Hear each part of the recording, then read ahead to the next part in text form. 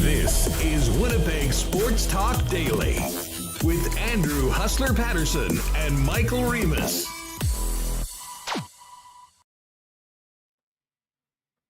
What's going on, everybody? Welcome to another edition of Winnipeg Sports Talk. We got a lot to talk about today. Pomo's got a new gig, and a very prominent member of the Winnipeg Jets has appeared on Frank Seravalli's trade bait list, right up near the top of it.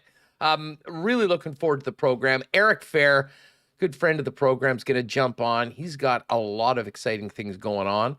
Big golf tournament on Friday, new role with the Winkler Flyers next year. We'll also get a chance to talk to him about the Stanley Cup Final, Sidney Crosby, Alex Ovechkin, two of his former teammates, and what it's like to be in the middle of a Stanley Cup Final, so close to raising the Holy Grail, but not there yet. That's going to be coming up in the first guest segment of the program.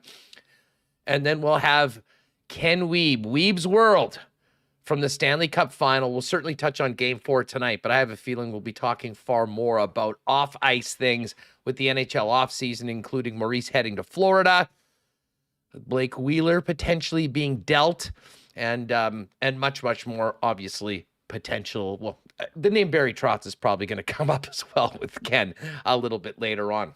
And continuing the program, after Ken joins us, we're also going to talk with Blue Bomber receiver Greg Ellingson. We are 2 days out from the whiteout game. The Bombers will be wearing the whites on Friday night.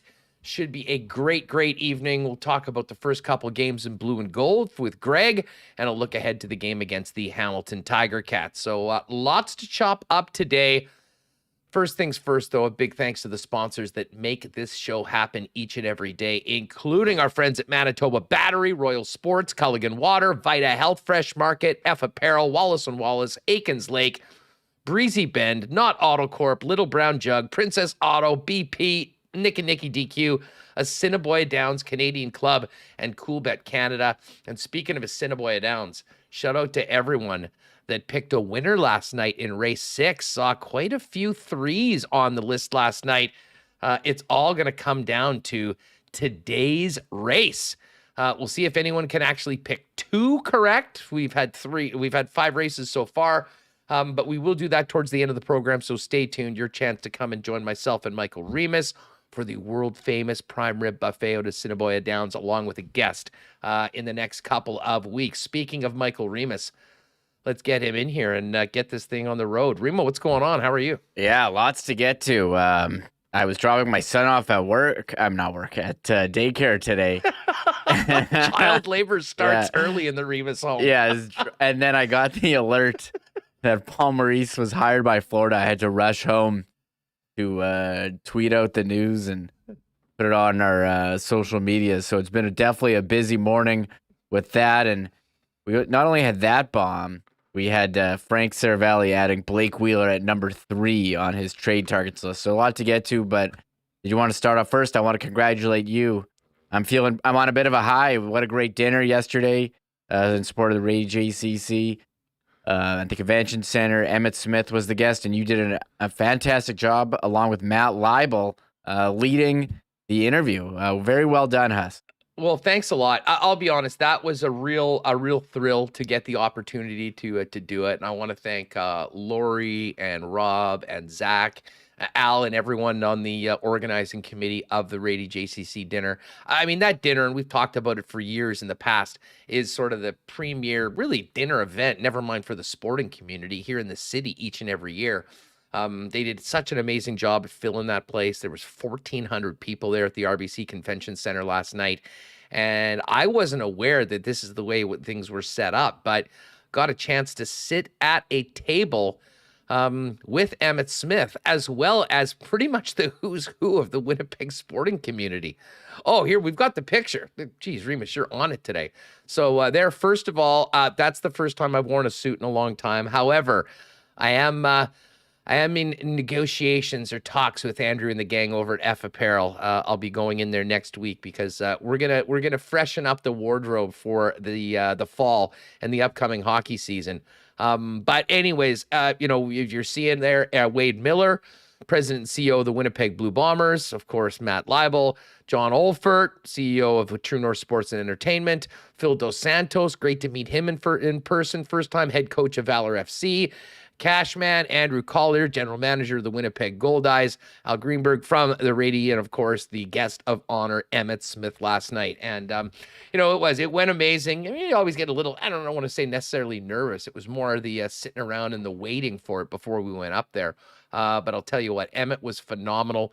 He was so much fun to sit with at the table during the dinner, where Matt and I got a chance to ask him a bunch of things that we thought people might enjoy hearing, and certainly the feedback was wonderful. And the other great thing about it, Remis, and I'm sure you'll share this, it was just great to be out in a big event again. And obviously we've been to Jets games and been to Bomber games, but an event like that with so many people, friends, customers, clients, people that we've known or done business with in the past, all being out there. It was really a perfect night. And I got to say, the money that they raised for the programs that they put out of the Rady Center was just off the charts. I do believe, and you can correct me if I'm wrong, I know you were talking with some folks, this is the most successful dinner ever, the 50th anniversary of it. And a big shout out and congratulations to Neil and Carol Duboff, who were honored as well. It couldn't have gone much better. It was awesome just to be there. And obviously it was a real thrill to have the honor of interviewing Emmett Smith along with Matt. And speaking of Matt, who I think is going to join us tomorrow on the program, this dude, he's so multi-talented. We know what he used to do with us on the radio over at the old station. You can speak maybe better than me as to, the bolt of energy he put into the Jewish community when he decided to become a rabbi. And Matt put on an absolute clinic last night as the MC of that event. It was a true masterclass, and it was just great to hang out with a great friend and do it with an absolute NFL legend, Hall of Famer, and the all-time rushing leader, Emmett Smith, last night at the Rady. Yeah, pretty cool to see you at the table here with Winnipeg sports, with the leaders in the Winnipeg sports scene, Wade Miller, Andrew Collier, Emmett Smith, Phil Dos Santos. What a legendary table that is. And us two guys being part of it. Incredible. Yeah, it was a great night. Great seeing people. Saw many listeners of the show saying we're doing a great job. So yeah. Events are back, Huss. And I also got a lot of great compliments on my F Apparel suit. You were looking good. You were looking good last night, as was pretty much everyone. Anyways, I normally, over the years, certainly within the past, have done so many dinners like this. And at some point, you're like, oh, man, do I go? This is so different. I mean, this is the event of the year. We've seen incredible guest speakers in the past, Eli Manning and Dan Marino, Drew Brees. But to have Emmett there and, his stories about being, his story just about the way that he's conducted himself in life. He is so driven and goal oriented. It really is somewhat inspirational. We talked about that a little bit, but then had some good laughs with some of the off-field activities of the Dallas Cowboys during their dynasty era. And anyways, everyone seemed to join it. So just a big thank you to the folks for having me out there, giving me the opportunity to do that. And a big shout out to Matt for the incredible job that he did last night. And yes, for everyone that said hi or gave us some dap on what we're doing with Winnipeg Sports Talk, really do appreciate that. But let's get down to business, Remo. Pomo is back. I'm pumped about this. I've said for quite a bit. We knew he wasn't going to be the head coach of the Winnipeg Jets, but it's a lot more fun and a lot more interesting when Paul Maurice is coaching in the National Hockey League. And I got to say, though, I am absolutely stunned that the Florida Panthers, with all of the coaching candidates out there over the course of the summer, with the team that they have put together, the season that they just had, are going to move on from Andrew Brunette, who was basically elite right up until, they got smoked by the Tampa Bay Lightning. And maybe that one was just such a thorough beatdown to their arch rivals that they felt they had to go a different direction. But I was not expecting Paul Maurice to end up, but what a gig for Mo. I mean, he's going down to South Florida to take over one of the most talented teams in the National Hockey League. And tell you what, for a guy that always wanted some defensive responsibility from his center, he's got a pretty damn good one in Alex Barkov, who's more likely to be maybe in the Selke conversation than maybe some of the players that he had before. So everyone in the league talking about this move today with Paul Maurice, who was broken by Darren Dreger, as their head coach next season. Yeah, I was definitely surprised. We hadn't heard his name mentioned too much. We heard he was burned out of coaching, but I think this Florida job seems like the perfect opportunity for him. I was running down here. Let's go. A 3-year contract reported by Darren Dreger. And what else do I got here? Oh yeah, Florida. Okay, I don't know if you knew this, Huss. No state income tax. There you go. Florida weather compared to Winnipeg's horrible winter last year. You're getting a number 1 team. They scored the most goals. He said if he was burned out from COVID restrictions, if he's burned out from COVID restrictions, I didn't realize that was on there.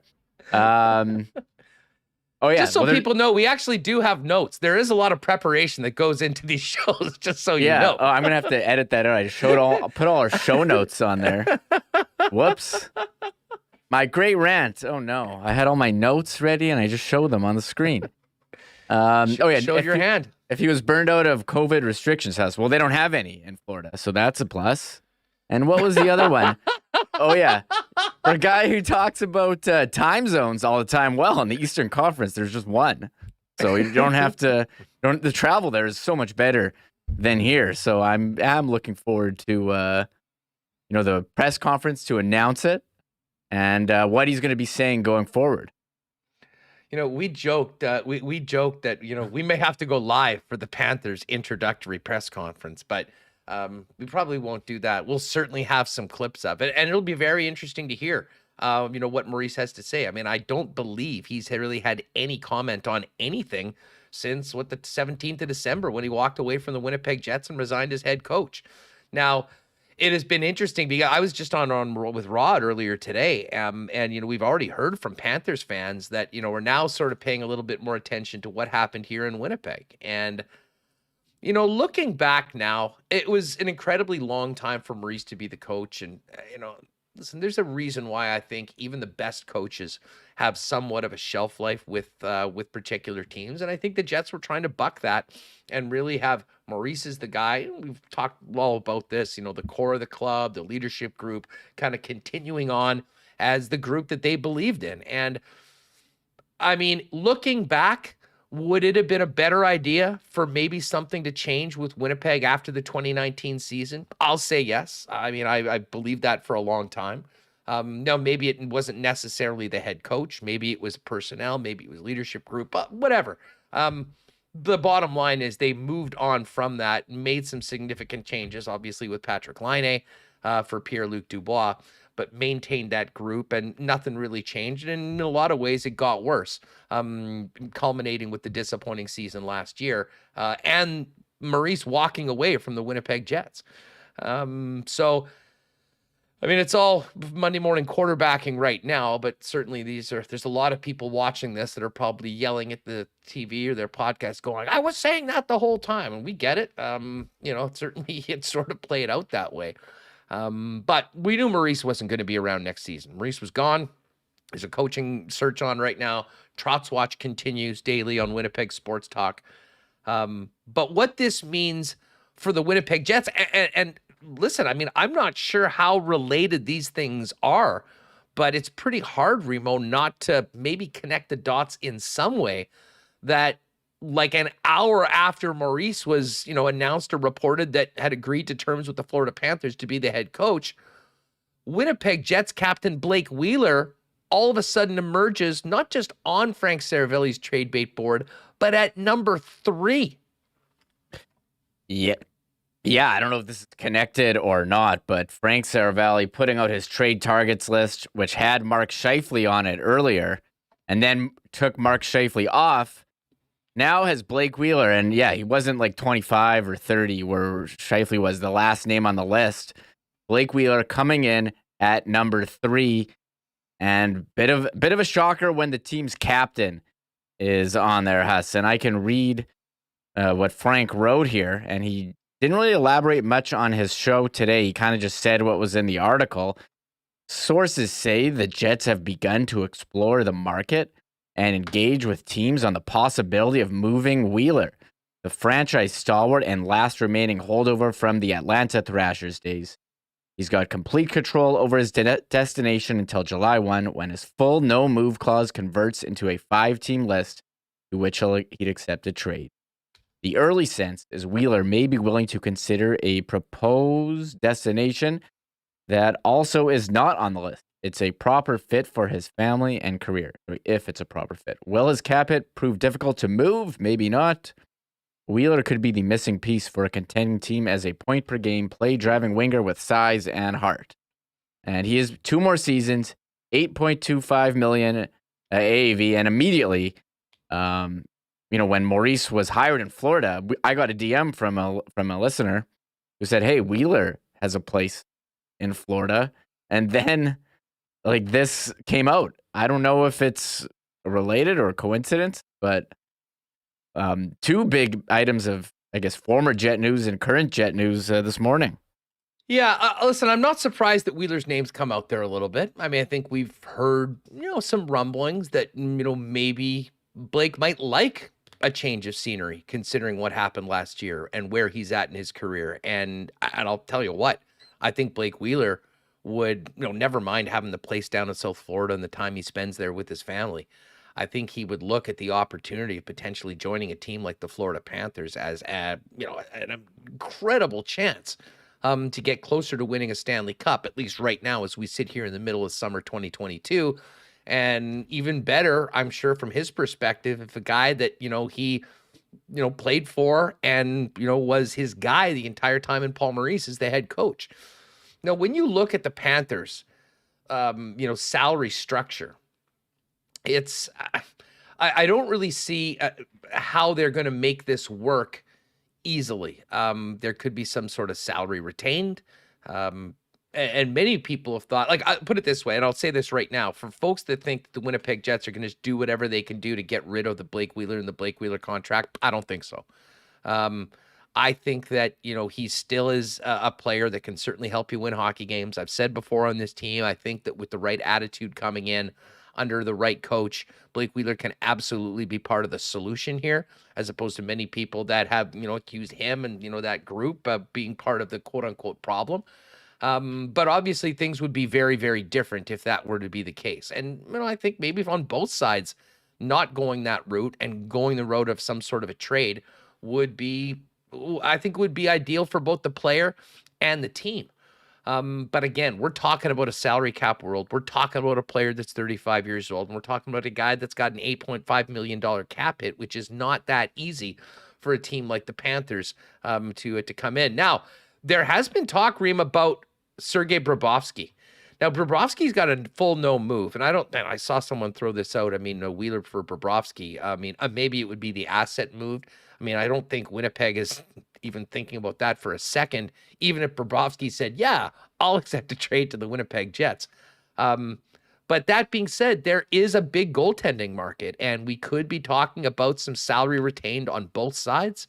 I can tell you that, we're talking about Ken Holland and his challenges in Edmonton, to shore up the defensive or the goaltending issue there. Would Bobrovsky be an improvement?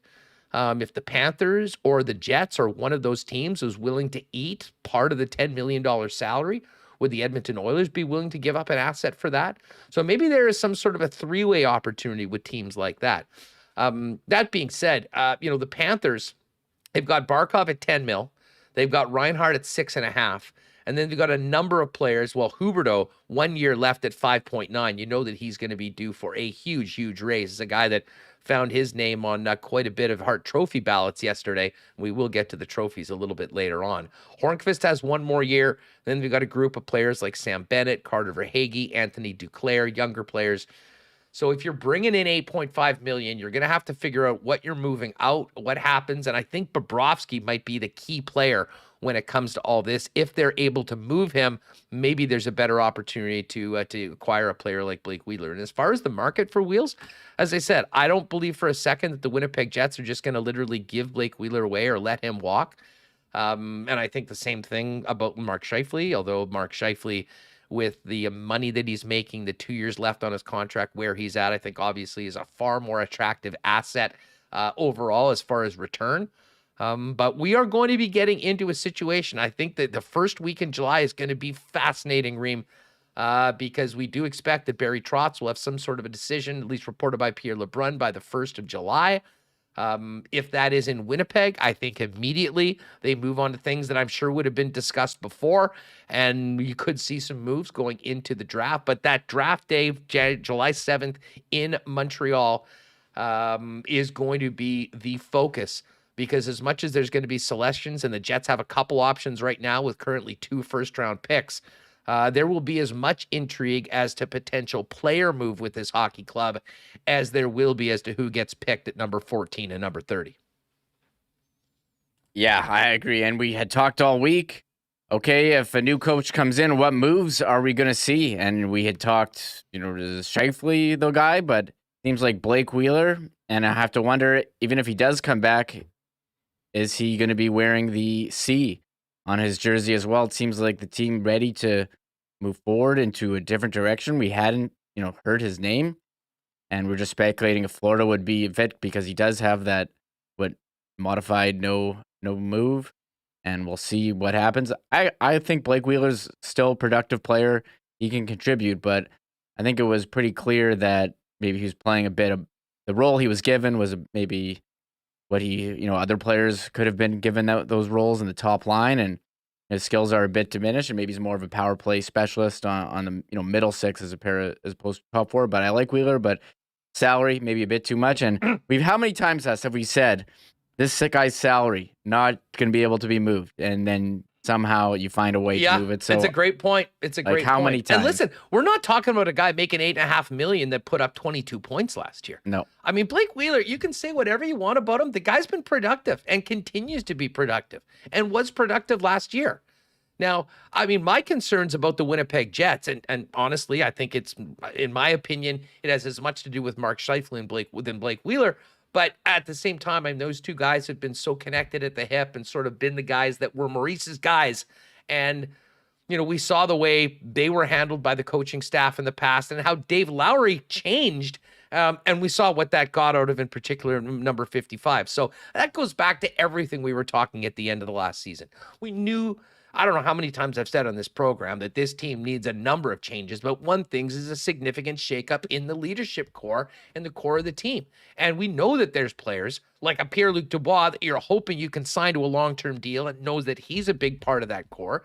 Nikolai Ehlers is in the group. Kyle Connor's in the group. And Adam Lowry, I think, for a section of the team, has sort of been a de facto captain as well, outside of the group that was closer to, the head coach in Scheifele and Wheeler. So it is very interesting. I'm not surprised that we're hearing about this. Easier said than done from a general manager's perspective.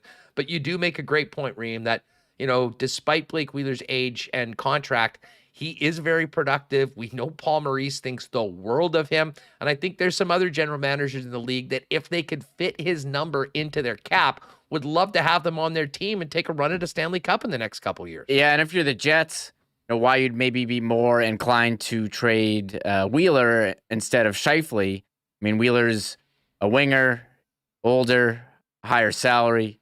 Scheifele plays premium position, center. Maybe you think a new coach can come in and get him to improve his defensive game.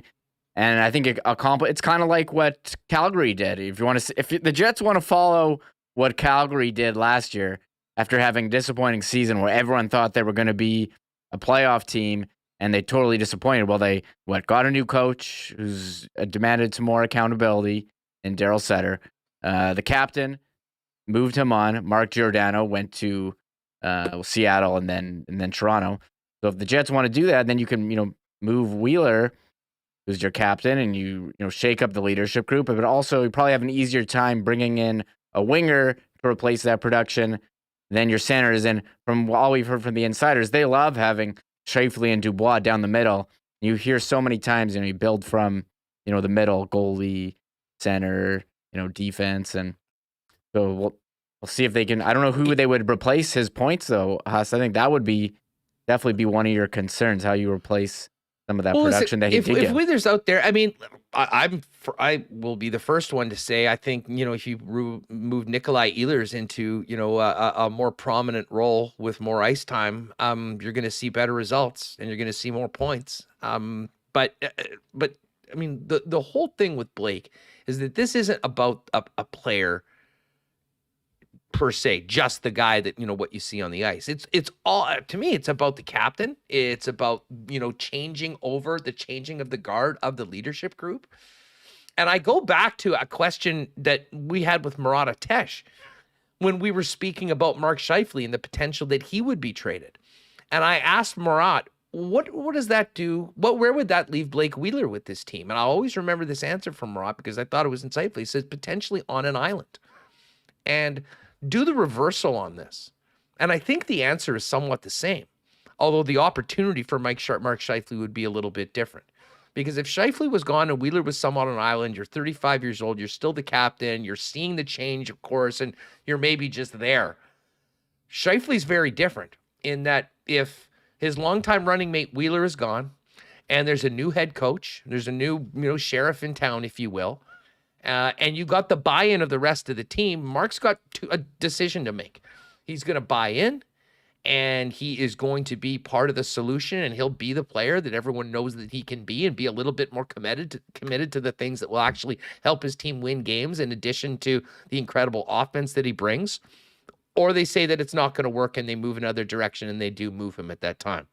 But it will be fascinating to see how this plays out over the course of the next few weeks and through this summer.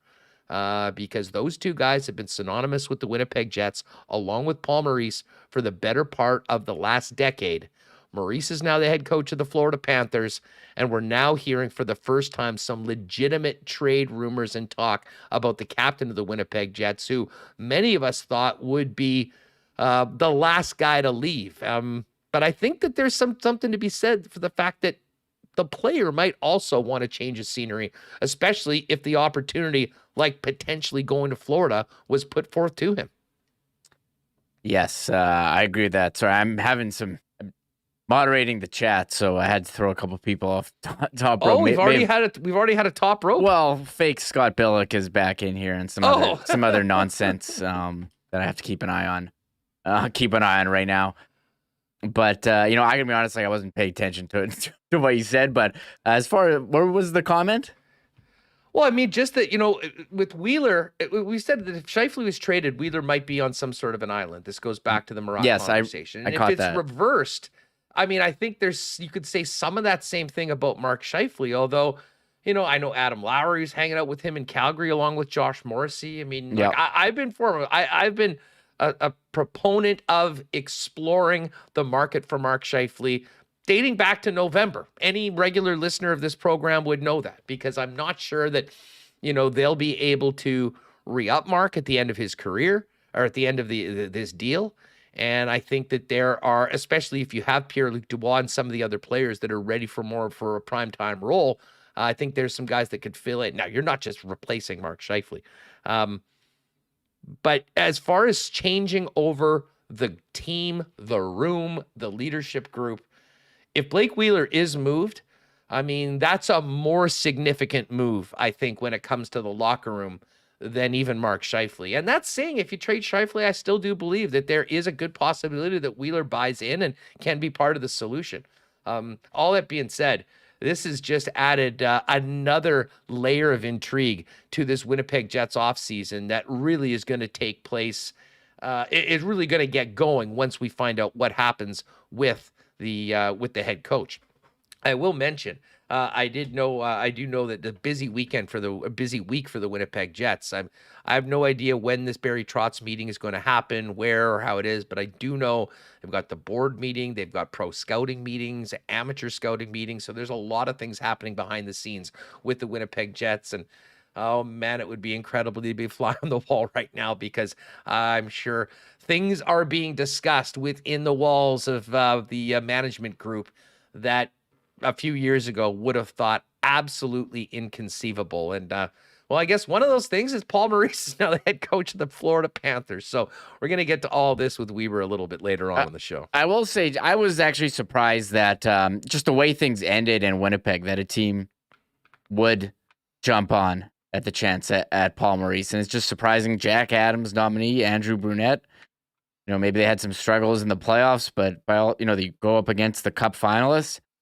I mean, imagine having that kind of season and you get fired. It seems wild to me, and I wonder. And they did offer, Andrew Brunette a chance to reapply for his job. Offered him a chance at assistant coach, and what Pierre LeBrun reported that he's probably going to move on. I would imagine you would, if you did want to coach. I mean, he was working in the front office before. You would, feel definitely slighted, and it would be weird to come back. Almost reminds me of when Mark Shapiro came in and Alex Anthopoulos was like, you know what, I'm not comfortable here, and bailed and just won a World Series with the Braves. So yeah, this may not be the last we hear of Andrew Brunette, he's front office with Minnesota before, then with Florida. I mean, very interested about what's going to happen with the Panthers now, more so than before. Should I bring on my Panthers jersey? Should get a spot behind me. We'll have plenty of time for that. You can get number 1 and Maurice put on the back of it. You can wear it all the time on Winnipeg Sports Talk as we get into next season. So much for not having Coach News break during the Cup Final, right? We haven't even talked about Game 4. Yeah, no doubt. DeBoer yesterday, Maurice today. Yeah, come on, Jets, announce the whatever. What's the holdup here? The Cup Final announcement, Coach. It's been myth. It's been debunked. It's fake news. Yeah, it's absolutely fake news. Total fake news. Yes. So if there's something to announce, well, we'll hear about it soon. But as I said, I think these meetings are going to happen at some point over the next few days, and next week, potentially early next week. I guess it could happen later on this week. I mean, who knows? At some point in the next 10 days, we should have some clarity, at least on Barry Trotz's situation. But I still do believe that the Winnipeg Jets would like to have their head coach named and at the table with them in Montreal at the draft for round 1 on Thursday, July 7th. We'll have much more time to get to this. We are going to hook up with Eric Fehr in just a couple minutes. But we got a huge crew in here, by the way. For anyone that's new and hasn't joined us before, make sure you hit that red subscribe button and join us. We are your daily show for Winnipeg Sports Talk right here, 1 p.m. live on YouTube every day, available to watch at any point after that. And the reason why we do it at 1 o'clock is so we can get the podcasts up just in time for you to get out from work, usually up around 3:30. So if you're watching on YouTube and you want to get the audio side of things, go to Spotify or Apple Podcasts. Just subscribe to the podcast, obviously totally free. But do us a solid, hit that red subscribe button. You'll have our content there in your feed when you fire up YouTube. And while you're at it, do the boys a solid and hit that thumbs up. Well, Trotz inevitably comes back to comments about Little Brown Jug and our offer to Barry last week. But don't forget, everybody, or if maybe you didn't know this, Friday afternoon, we're doing a show live at Little Brown Jug. Good chance we might actually do the Lock Shop live there as well with Dustin Nielsen beforehand. Working on that depending on when he gets into the city and if that's all works with his prep for the broadcast of the Bombers TiCat game. But if you're able to bust out from the office or you're off on Friday, pop down, hang out with us from 1 till 3, and then we'll kick it and have a few pints and do a little pre-gaming before the Bomber game on Friday night. And, of course, we'll be heading over to the Princess Auto tailgate party beforehand, 5:30. Things open up. DJ Finesse will be there. Great deals as well for the tailgate party. $5 beers, $3.50 hot dogs, $3.50 soft drinks. So it's a great spot to bring the family and, of course, Princess Auto, proud sponsors of all of that. So Little Brown Jug on Friday afternoon, Princess Auto tailgate party before the Bomber game, and then 7:30 kickoff, the whiteout. White unis. Fans are encouraged to wear white for the game on Friday. And so, as I said, hope to see you there at Little Brown Jug. Going to be a lot of fun. Our first live show out in Winnipeg here on Winnipeg Sports Talk Daily. Remo, you mentioned it. F apparel. There was a lot of F suits there last night. Everyone looking resplendent there at the Rady dinner. If you're looking at the pics going, damn, I probably haven't put my suit on in 2 years. It might be time to go see Andrew and the gang down on that 190 Smith Street. They've got custom suits beginning at $400. Incredible deals on shirts, pants, golf pants, and more. And a great deal for your wedding parties. If you're looking to, instead of renting something, get some suits you can wear into the future. 15% off for the entire wedding party when you hook up with F Apparel. They're at 190 Smith Street downtown and online at fapparel.com. And hey, I was mentioning what a big day Friday is going to be, both for Winnipeg Sports Talk and then into the Bomber game. Saturday, going to be a great day with our friends over at Vita Health Fresh Market. They're hosting their block party barbecue on Saturday from 11 to 1 p.m. That's June 25th at the Linden Ridge location at 1751 Kenaston. Bring your whole family. There's going to be face painting, games, product samples, and a free lunch. And of course, you'll be able to check out the newest Vita Health store and get great prices on Winnipeg's best selection of natural and organic supplements, beauty products, groceries, and amazing, delicious lunch options like the Vitamarket salad, soup, sandwiches, and some great options for your barbecue, including delicious lean bison steaks or chicken. Vita Health Fresh Market, 7 locations. Check them out online at myvita.ca and make a plan to join us Saturday morning between 11 and 1 p.m. at the Linden Ridge, 1751 Kenaston Boulevard Market. Hey, our gang at Wallace & Wallace, of course, are Winnipeg's fencing and overhead door specialist. You've seen their fences and trucks all over the city. They have got you covered. Whatever you need fence-wise, vinyl, ornamental, welded wire, chain link, or wood. They've been the leaders for 75 years in the game here in Winnipeg. And if it's time to replace your garage door, they've also got Winnipeg's largest selection of overhead garage doors. Give them a buzz, 452-2700. Ben, Charles, and Mark and the rest of the gang at Wallace will arrange a time to come out and give you a free estimate. And you can also visit them at wallacefences.com or popped into their showroom on Lawson Road off of Kenaston Boulevard. All right, we're going to get back to Maurice, Wheeler, Cup Final, Jets coaching search with Ken Wiebe in a few minutes. But right now, let's welcome in former Winnipeg Jet and Stanley Cup champion Eric Fehr to the program. Eric, what's going on? Great to have you on the program. And whoa, that's a sweet background you've got there. Man, thanks for having me. I'm excited to join the show with you guys. First of all, how's things? How's the summer going so far? Getting a little bit of time back at home in Winkler with the family and a little more normal life after what's been a crazy few years for you? Yeah, it's nice that the weather's starting to come around. I can enjoy being outside a little bit, golfing, and hanging out with the family. So it's been nice and relaxing so far.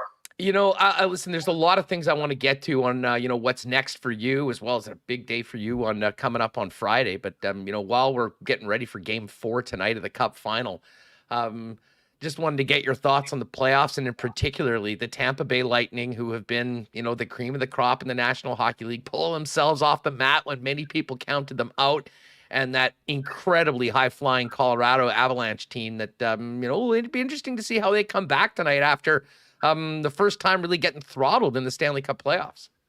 Yeah, I think a lot of it's going to come down to the injuries. I picked Tampa at the beginning of the series just they're a tough team to beat at home. They're a team that's done it before, and I think missing Kadri's going to be big. Burkowski, I don't know if he's going to be back. I think if Colorado gets too many more injuries, they could be in trouble. So we'll see if my prediction of Tampa at the beginning holds true. I'm not going to change it just because Colorado looks really good, but it's been a great series. It is quite amazing, though, to see the turnaround from the Colorado Avalanche. I mean, 5 years ago, they were not just bad, they were historically bad. And, with that comes some high picks, and they've certainly hit on them with a guy like Cale Makar.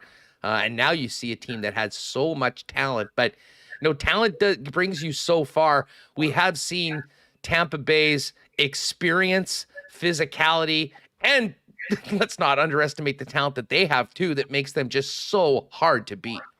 Yeah, I think for me, I always think you need a really good goalie to win, and I obviously think Tampa's goalie is one of the best. So for that reason, I picked those guys. But Colorado's been knocking on the door for a lot of years, a lot like the Maple Leafs, and there's a couple other teams like the Capitals back when I was playing, where you could just tell that all they need to do is break through. So there's definitely a chance that they could hoist this year, and I wouldn't be too surprised either. Hey, a big news today, Paul Maurice getting hired by the Florida Panthers. I mean, I think it probably caught a lot of people off guard because I'm not sure anyone was really sure that the job was open. I mean, what was your reaction when you saw that come across the ticker? Yeah, I was pretty surprised when you have a coach nominated for the Jack Adams and he just gets let go and you bring somebody else in right away. Kind of wonder what happened there, but obviously a good team and a team they expect to win soon. So maybe they want a little bit of a more experienced coach, but from what I've heard from Paul Maurice, he's a great coach. So hopefully they made a good hire there. Hey, speaking of coaches, obviously everyone here in Winnipeg and Southern Manitoba is interested to see what happens next with the Winnipeg Jets. And we've sort of been on Trot's watch here ever since Barry was fired by the New York Islanders about a month ago. And, many of the other jobs have been filled. There still reportedly are going to be meetings between Trotz and the Winnipeg Jets, and we'll see what happens this week. But you played for Barry Trotz. Interested just from your perspective as a guy that, was with Barry in his first year with the team. Take us back to that year with the Washington Capitals. What was it like when Barry Trotz came in and took over that club? And what can you tell us about the way he handles his men? I'm a big fan of Barry Trotz. He's a great coach. He expects a lot and he demands it every day, which I think you have to do, especially in the NHL nowadays. You need your players to perform at the top level and you can't let guys slip. And that's kind of what he brought to Washington. And obviously he ended up winning a Stanley Cup there and he slowly built up the trust with the players. And I thought he did a great job. And for me personally, I love playing for him. He got the most out of me as a player and I had a good year under him in Washington. He took over for Adam Oates. I mean, if you can, what do you remember about, training camp, the beginning of the season, about what Trotz did when he came in and said, okay, I'm the new head coach. This is the way things are going. I mean, did he change things significantly? Was it sort of a slow process? How did that all work? I remember how hard we worked the first day of training camp. I think he set the tone pretty quick with us. We had an older group of guys that have kind of been like the Colorado Avalanche or like the Maple Leafs, just knocking on the door for a lot of years. And, he really wanted to get the most out of us. And I think maybe part of it he thought was work ethic. And he got the guys going pretty early in camp.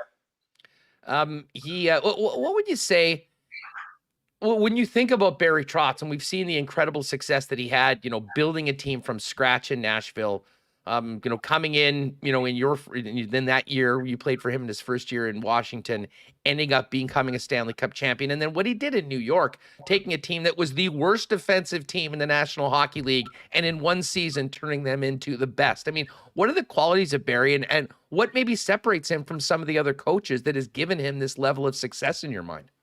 Well, I think he's a people person. He's a guy that you can trust. He'll shoot you straight. And that's not always what you get in the hockey world. So I think, the longer he's there, the more the players learn to trust him and believe that he is looking out for their best interest, even though it doesn't always look like it. So that's probably one of the ways he stands out. And, he does a great job with systems and all that kind of stuff. But I think the biggest thing for him is just how personable he is and how you just learn that you can really trust him. We heard so much from Winnipeg Jet players at the end of last season in some very interesting interviews, from players that don't normally, speak as openly as they had before about, it certainly sounded like a divided dressing room, but it kept on coming back to accountability of players. And Paul Stastny itself said that some of the guys, were almost cheating on their teammates. Accountability is something that is synonymous with, success of successful teams. If I ask you, how does a coach make players accountable and what makes the best coaches bring that out of players? How do they do that? And when you think of that, who comes to mind? Well, I haven't really been following the Jets situation too closely, so I can't really speak on how their dressing room was or anything like that. But when you speak about coaches and accountability, I think the biggest thing is having a veteran coach in there that players know if you're not playing well, you're going to get scratched or you're going to get traded or something like that, where it's not just going to be a complacent thing where the players can kind of run the show. I think that's probably the biggest thing that people understand when a guy like Barry Trotz comes in. He's not intimidated by any players, and it doesn't matter what your stats are or what they were the year before. He expects you to play and live in the now, and things change quickly with him. So I think having that understanding that he's going to be in charge and it doesn't matter what you've done in the past, I think that really changes players' mindsets. I imagine it didn't take very long for that Capitals team to understand that everyone was going to be accountable when Barry Trotz walked in on that first day of camp. Yeah, I mean, these guys are brought in. They're making more money than they used to. Their contracts are a lot more secure, especially early, where they're allowed to make changes and kind of put their stamp on things. And if there's players that aren't performing even in the system that they bring or performing the way they want, a lot of them now have the ability to get them moved on or move them down the lineup to a fourth line or whatever it may be. So they have a lot more impact than they used to. Eric Fehr is with us on Winnipeg Sports Talk Daily. Eric, speaking of the Stanley Cup Final, with it now going into Game 4 tonight, I think back to your Stanley Cup championship with the Pittsburgh Penguins, and I want to ask you, it's 2 months to win the Cup. You're playing basically every second night. What is it like inside and around the team in the middle of a very tight Stanley Cup Final? I imagine everyone is dealing with a lot of aches and pains, but you realize you're so close to the finish line. I mean, what's that like, being in a room and being in a Cup Final and being so close, but not yet having your hand on the hockey's holy grail? Oh, it's difficult. It's tough to get sleep. You want it so bad, and you're trying not to look ahead, and you're trying to just stay in the present moment. But it's so hard when you know what's at the end of the series. I just remember that it was play a game and just shut your body down as hard as you could until you played again, because you needed every ounce of energy for the next game and the rest and the preparation and everything. You just had to. You couldn't have any cracks in your ability to perform. So that's one of the big things that I remember in the finals. Just trying not to look too far ahead. Sidney Crosby's just unbelievable. I mean, he's been a superstar in the league since he came here. I mean, we've talked about the Cup rings, and of course, you were a big part of that one team. How does he keep doing it? What separates? Because there's tons of incredibly talented players, but in your opinion, as a guy that played with him and saw both on the ice and off the ice, what's made Sidney Crosby the player and the NHL legend that he is, still being able to play at such a high level right now? Well, he lives and breathes hockey. I think that's first and foremost. A lot of players, as they get older, it kind of beetles off a little bit. You don't want to play as much, and you just kind of go through the motions and show up to the rink. But with this guy, to this day, is still the first guy on the ice for practice. He's the last guy off the ice. He just loves to get better every day, and he seems to be in a routine now of stuff that he does, every day before and after, and what he works on. But he just loves being at the rink, and he's always so focused when he's at the rink. I always joke he's a different player at the rink than he is when you go out for dinner with him right after. He's got a different mentality where, he's super competitive. He doesn't want to get beat by anybody, and I think that drive is what keeps pushing him to get better. You're probably going to start with what you just said as the answer to this next question, but he's also been an incredible captain, and there's different types of captains. I'm sure you played for a number of different ones, but is he a loud leader, or is he a guy that just simply sets the bar so high with the way that he prepares and comes and conducts himself that everyone sort of follows in line and follows his lead? I would say he just sets the tone for the most part. Obviously, just leading by example and leading with his competitive edge. But when there needs to be something said, when he says something, everybody listens, because I know it's not like he's chiming up in every situation and all day long. He really thinks things through. You can see him in his stall thinking, is this the time? Is this the time? And when he says something, everybody knows that we better start listening. I'm not sure how closely you pay attention to your former teams. I'd imagine Pittsburgh would be at the top of the list, considering you had your greatest success in the National Hockey League there. Pretty interesting offseason for the Penguins. I mean, we've just thought about this team for the better part of a decade plus, with Crosby and with Malkin and Letang. And, we know Sid will be there, but some big questions about the rest of that team. And I guess in a salary cap era, at some point you come to the end of the road. What do you make of how different the Penguins could potentially look next season? Yeah, I think this year is probably more real than other years. I remember when I was there was talk about Gino getting moved and possibly Letang, and now it's 5 years later, 6 years later, and they're still talking about it. So I feel like maybe it's possible this year with guys like Gensel and Rust obviously needing a little bit more of the cap space. But I know they're going to try everything they can to keep those key pieces. Those guys, they really get along. They enjoy playing with each other. So really interested to see what happens there. Eric, I know you got a big day coming up on Friday, an exciting new opportunity next season. But before we do that, let's talk about the last couple seasons. First of all, how did you enjoy playing in the Swiss League? I've talked to many guys that have, ended up continuing their career overseas, and they speak so highly of the environment and the hockey in the Swiss League. How was it? It was awesome. I really enjoyed the Swiss League. I was playing in Geneva, obviously a beautiful city. We had a great team. Where we ended up losing in the finals my last year. So it was real competitive hockey, and just a great group of guys, a nice country. It's beautiful. Every bus trip you take, you're looking out the window. You don't even want to watch the movie. The scenery is so good. It was just a great league to play in and a great league to be a part of. Now, you did play last year for a little bit in the KHL. And the one thing that I always love talking to guys, especially guys that we know about their times in the KHL, because there's always some wild stories and some real eye-opening moments. How did it come to pass that you went over to Akbars? What was it like when you first got there, and how different was it from that NHL routine that you probably got pretty used to for all those years in the show? Well, I said forever I was never going to play in the KHL. I don't really enjoy flying, and that's probably one of the main things you do in the KHL. So when I did sign the KHL, Alex Ovechkin called me and gave me a little bit of flack because he remembered when I told him in the NHL that I would never play there. So that's how the whole thing, after day one, how it started. But I came back. I was going to retire. I came back to try to make the Canadian Olympic team.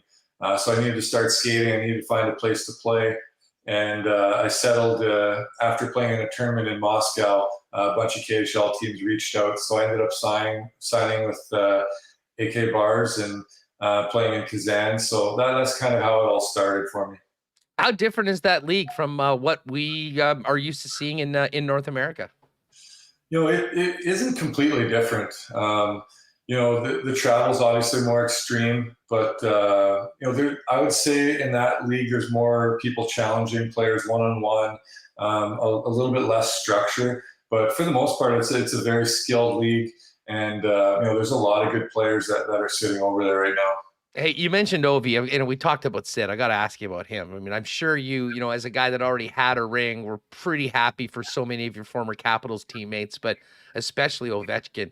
How did he change, from a time when we think back to the Dale Hunter era, and then into Adam Oates and to Barry Trotz? I mean, he took a lot of flack over the years, and he turned into a Stanley Cup champion and an all-time great in the game. I mean, what was it like being a teammate of Ovi, and what have you seen from him and his development to the player that, is going to go down as one of the best to ever do it? I really enjoyed playing with Ovi. That guy is a ball of energy everywhere he goes. And what you see on the ice every day is how he is in the dressing room every day. I don't know how he continues to function at such a high frequency. He loves the game more than most. And he just loves scoring goals, and he'll do whatever he has to do to score goals. So it was really fun watching him kind of develop and play with him. To say that I played with a guy like Sid and Ovechkin and Matthews and Thornton, like at the end of it all, it's just pretty special to be, to have played with these guys right in their prime. How different, when you think back to just practice and being around the team? I mean, Sid seems like this quiet leader. You talked about him sort of leading by example, and Ovi, he's got the big personality, he's got the big shot. We know what they do on the ice, but at practice, how different were those guys as leaders, superstars, captains in their respective teams when you were there? Well, they were quite different. I can't really put a finger on it exactly, but they definitely led in different ways. But at the end of the day, the whole team followed them, which is what you want. I mean, any team that wins a Stanley Cup, that captain is doing something special, because it really takes a lot to get to that next level. Every year there's probably 10 teams that could win the Stanley Cup, and if your team's going to get past all those guys, you've got some good leadership there. So obviously these guys are doing something right, and it was really special to be a part of it with these guys. Eric Fehr is with us now. Eric, correct me if I'm wrong, but while you have a great opportunity next year with the Winkler Flyers, which we'll get into, you're not officially retired. How hard is it for a player that's done it for so long, that's had such a big part of your life, to say, okay, this is it, I'm officially done? And at the same time, do you expect hockey to be a big part of your life post-playing career, whenever that officially is? Yeah, it's extremely difficult. I mean, I still watch the NHL just like everybody else does, and there's always part of me that says I could still do that. I could still do it. But it's been fun. It's nice that I've had a few years kind of away from the NHL, where it's a little bit quieter in Switzerland and in Russia, and just a little bit of time to kind of wind down and really prepare myself mentally for retirement. And I don't expect to play next year. I'm hoping to get into retirement, but there's always that itch where you feel like you can do it. You want to score goals. You want to be a part of a winning team. And it's really hard to give up for sure. Well, I mean, the Winkler Flyers, I think, were over the moon when in your hometown, they announced earlier that you'd be a director of player development. Tell us a little bit about that opportunity, why it was important to you to both be at home and be involved in hockey. And, when you think big picture, what that might lead to beyond. Well, my best friend is the general manager coach of the Winkler Flyers. He was there last year, and I was helping him as much as I could. And obviously, being away in Russia and doing all that other stuff, I wasn't able to help as much as I wanted. But when I came back and decided that I was probably going to be done, I took that job, and I'm excited to work with some of the young talent there. It was exciting to be a part of the draft, the MJHL draft, and talk to a lot of the players and watch some video and go to these camps to watch these guys. And there's definitely a large part of me that wants to be involved in hockey in some capacity. So I feel like this is a good way for me to kind of gauge what interests me and how I want to be involved in it in the future. So I'm excited to work this year with the Flyers and with Justin Falk and Ryan White, who's an assistant coach there as well. So we've got a good group of guys. We're going to have some fun and hopefully win some games. About to say, it's a pretty good crew you got there, and the coaching staff in the front office, I'll say. Have you thought about coaching? Or, I mean, I guess this is going to be sort of dipping your toe into it, enjoying it, giving back to your home community. And but, I mean, is there a possibility? I mean, you may pursue, whether it be coaching in junior or professional, or potentially some sort of front office work? I think for me, the player development or the management side would be more intriguing for me. If coaching for me, I think I would probably get a little bit too involved as a player. I always got the heart rate up, and I could see the refs really getting on me if I was a coach. So I think I'm going to stick to my strength. And I've always enjoyed working with players, even in the last couple of years of my career. It was partially my job to help these young guys develop into future NHL players. And in Geneva, that was one of the roles I had where I was actually offered a player coaching position to help these players develop. So there's definitely something there. I just love watching passionate young players trying to develop and see where they can go. Eric, big day coming up on Friday. You got a golf tournament there in Winkler. Tell us about it, what you're raising money for. And you must have a lot on your hands for the next 48 hours. We know how hectic it is planning and executing golf tournaments are. Yeah, there's a lot going on, and we're watching the weather, hoping it behaves for us. But we have a tournament called the Hockey Champions Charity Golf Tournament, where Justin Falk and myself put it on in Winkler, Manitoba. And this year we're raising money for Habitat for Humanity and the Winkler Family Resource, which is a charity back in Winkler. So we have a full course expected for Friday, and we're really looking forward to it. That's phenomenal, obviously, for a couple great charities as well. Once you finish putting out and finish the dinner and get it to the weekend, what's up for the rest of the summer before things get going with the Flyers? Hopefully get a little bit of cabin time. I have a cabin, and I've only been there once this year and didn't really get to enjoy it. So I'm hoping to relax a little bit and have some family time, some quiet time before the season wraps up. Well, I'll tell you what, enjoy those couple months. We know how brief and how precious our summer days are here in Manitoba. And when you get back to southern Manitoba next fall, would love to catch up again, talk a little hockey, NHL, as well as what's going on with the Winkler Flyers and the MJHL. Awesome. Yeah, I'd be happy to come on whenever you need me. I appreciate the time. Eric, great chat. All the best. Good luck with the tourney on Friday. Thank you. Have a great day. All right, great stuff with Eric Fehr. Thanks again to Eric for popping on. We'll look forward to having him on the program as well again very, very soon. All right, Wieber's coming up from Tampa at the Stanley Cup Final. As we do that, well, hey, it's Wieber time. You know what that means. Hydrate, everybody. Hydrate, and Culligan Water has you covered. Our friends at Culligan are the leaders in the water game for over 65 years here in Winnipeg and southern Manitoba. They've got you covered with water softeners, filters, bottled water coolers, drinking water systems, and citywide water delivery services, as well as commercial and industrial water products and solutions. Whether it's for the home, the cottage of the summer, or your business, Culligan has whatever you need. Pop by and see him at 1200 Sargent Avenue. Give him a buzz at 694-5180 or check him out online at drinkculligan.com. Oh, man, a great chat with Donnie from Manitoba Battery. They are busy as heck right now, and that's why they're open until 8 p.m. Monday to Friday right now with extended hours, so you can get all the batteries you need for the toys you'll be working on the weekend. You need a boat, you got a boat, Sea-Doo, hot rod, golf cart, whatever it is. Manitoba Battery has literally batteries for everything. And the best part about it is you'll be shopping local and you'll save money and time as opposed to pop and buy Costco or Canadian Tire or any of the big box stores. Give them a buzz at 783-8787. The great staff at Manitoba Battery will get your order ready to go for a quick and easy pickup. Or you can find out more online at manitobabattery.com or pop by and see him at 1026 Logan Avenue. Royal Sports, ready for the game on Friday. Hey, it's the whiteout for the Bombers. Maybe you normally wear blue, but want to mix some white in, pop by Royal Sports. They've got an incredible selection of Blue Bomber gear, although, let's face it, most of it is blue, including the brand new alternate jerseys and those back-to-back championship hats. And if you're looking for merchandise for literally any team, they've got you covered. NFL, Major League Baseball, National Football League, NBA, international soccer. And if you're playing the games, massive soccer section, softball, baseball, bikes, disc golf, tennis, and obviously we know they are the hockey superstore in Manitoba. Royal Sports, 750 Pembina Highway. Follow them on Instagram at Royal Sports Pembina for the latest merchandise drops and sale information.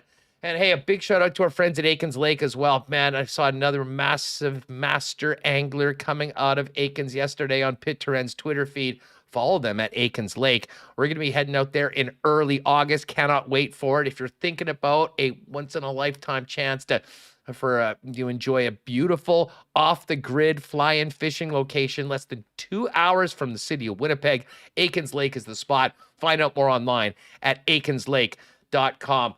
We are being invaded by the Mennonite Mafia today. First Eric Fehr, and now our guy Ken Wiebe at the Stanley Cup Final, who, this may shock many of you, but is right now, well, the fact that he's drinking water won't shock any of you, but Ken's actually on his way for a haircut. Look at this hippie. What's going on? Plus, great to be with you. Great to be the, batting behind Eric Fehr in the Bold Brotherhood and member of the Mennonite Mafia. Very good. We're happy greetings from Tampa Bay.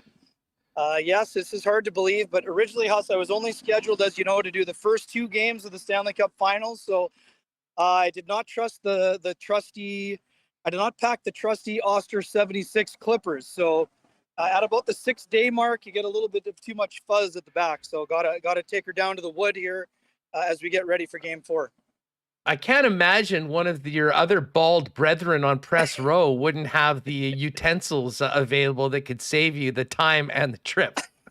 Tuss, I've been asking around. I had no luck. So here we are. Kenny, listen, there's a lot to get to. And of course, I want to talk about the awards last night. And I do want to talk about the Cup Final, a big game tonight. So much for not announcing any news during the Cup Final, huh? Yeah. The Peter DeBoer to Dallas seems like old news at this point, but right. Man, Paul Maurice is back and he's in Florida with the Panthers. What did you think when you heard the news, and what's the scuttlebutt around Tampa about what's happened in South Florida with the coaching gig? Yeah, certainly top of mind today, Huss, at the morning skate for sure. I'm not shocked by this. To me, I think there were starting to be some rumblings that there was maybe one job that Paul would be interested in. It was going to be tough to pinpoint, but I mean, obviously this is a ready-baked kind of situation where you have a great veteran roster. You have a team that kind of took a step forward, but hasn't been able to get over the hump. Paul was in a position where he could be a little bit picky and choosy when it came to who he might want to interview with. I think that he's finally got to the point, it's been about 6 months and change. So he's feeling a little bit energized after being kind of burnt out from the coaching ranks. And he's going to a situation where There are high expectations. He's okay with that. He's dealt with that before. But now he's going to a place where he's probably going to have, and again, some Jets fans may disagree, but this is probably going to be the best roster he's had in terms of where the group is, Huss. I think you could argue that in 2018, the Jets roster was comparable, but they still had a lot of players on those ELCs and they hadn't really had the experience in the playoffs. So Panthers have experience, they just haven't been able to kind of push through in their division past their state rivals. So I think it's a great situation for Paul Maurice. The buzz this morning, and again, we don't know if this is going to happen, but it sounds like the Panthers would like Andrew Brunette to stick around as an associate coach because they still believe in him. But I mean, that's an awfully tough ask where you had the job and now, you know, they still love you, but they kind of like the guy with a little bit more experience to be the guy running the majority of the things. It's more of a kind of a grooming situation, I guess, if that's what transpires. So super interested to see how that works out. I mean, it's a big opportunity for Paul. There's no doubt about that. You know, he's got, you know, say what you want about Bobrovsky. They got Spencer Knight. Spencer Knight could be the Panthers' version of Connor Hellebuck, right? He's not there yet, but they're, you know, great projections for him. They've got great talent. You know, we know that Paul can play an up-tempo game, and I think the advantage that the Panthers have compared to the Jets, their defense core is pretty solid, and they're willing to defend, which is one of the biggest problems the Jets have had the last couple seasons. Well, obviously, notwithstanding knowing the challenges they had on the back end in terms of personnel prior to last year when they made those upgrades. Why Maurice? Why Maurice? Well, good. I mean, this is a guy who coached for a long time, Huss. I mean, we know where he stands. Yes, he is first in losses, but he's also one of the winningest coaches around. And yes, a lot of that has to do with longevity, but I mean, we've seen him. Paul's not just a smart guy at the podium. And, you know, were there some things he would have liked to have done differently in Winnipeg? Sure. But the body of work would suggest Paul's a guy that can connect with players, usually does better with the more veteran team. Yes, there are some young players, but the majority of the core, they're veteran guys. So I think that's a good situation for him, Huss. And, you know, I won't be surprised to see them continue on their ascension. I mean, are they going to win the President's Trophy? That's an awfully tall task. But all that matters right now for Bill Zito and the Florida Panthers is to be able to win in the playoffs. Now, we won't know if Paul Maurice can do that job until, you know, next April, May, June.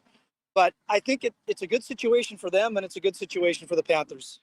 Why do you think, you know, we've been asked this, you know, there's been some Panthers fans coming into the chat and, you know, some other stuff on Twitter today. Why? I mean, the Jets had that great ascension to 2018. We talked about the disappointment of the 2019 season.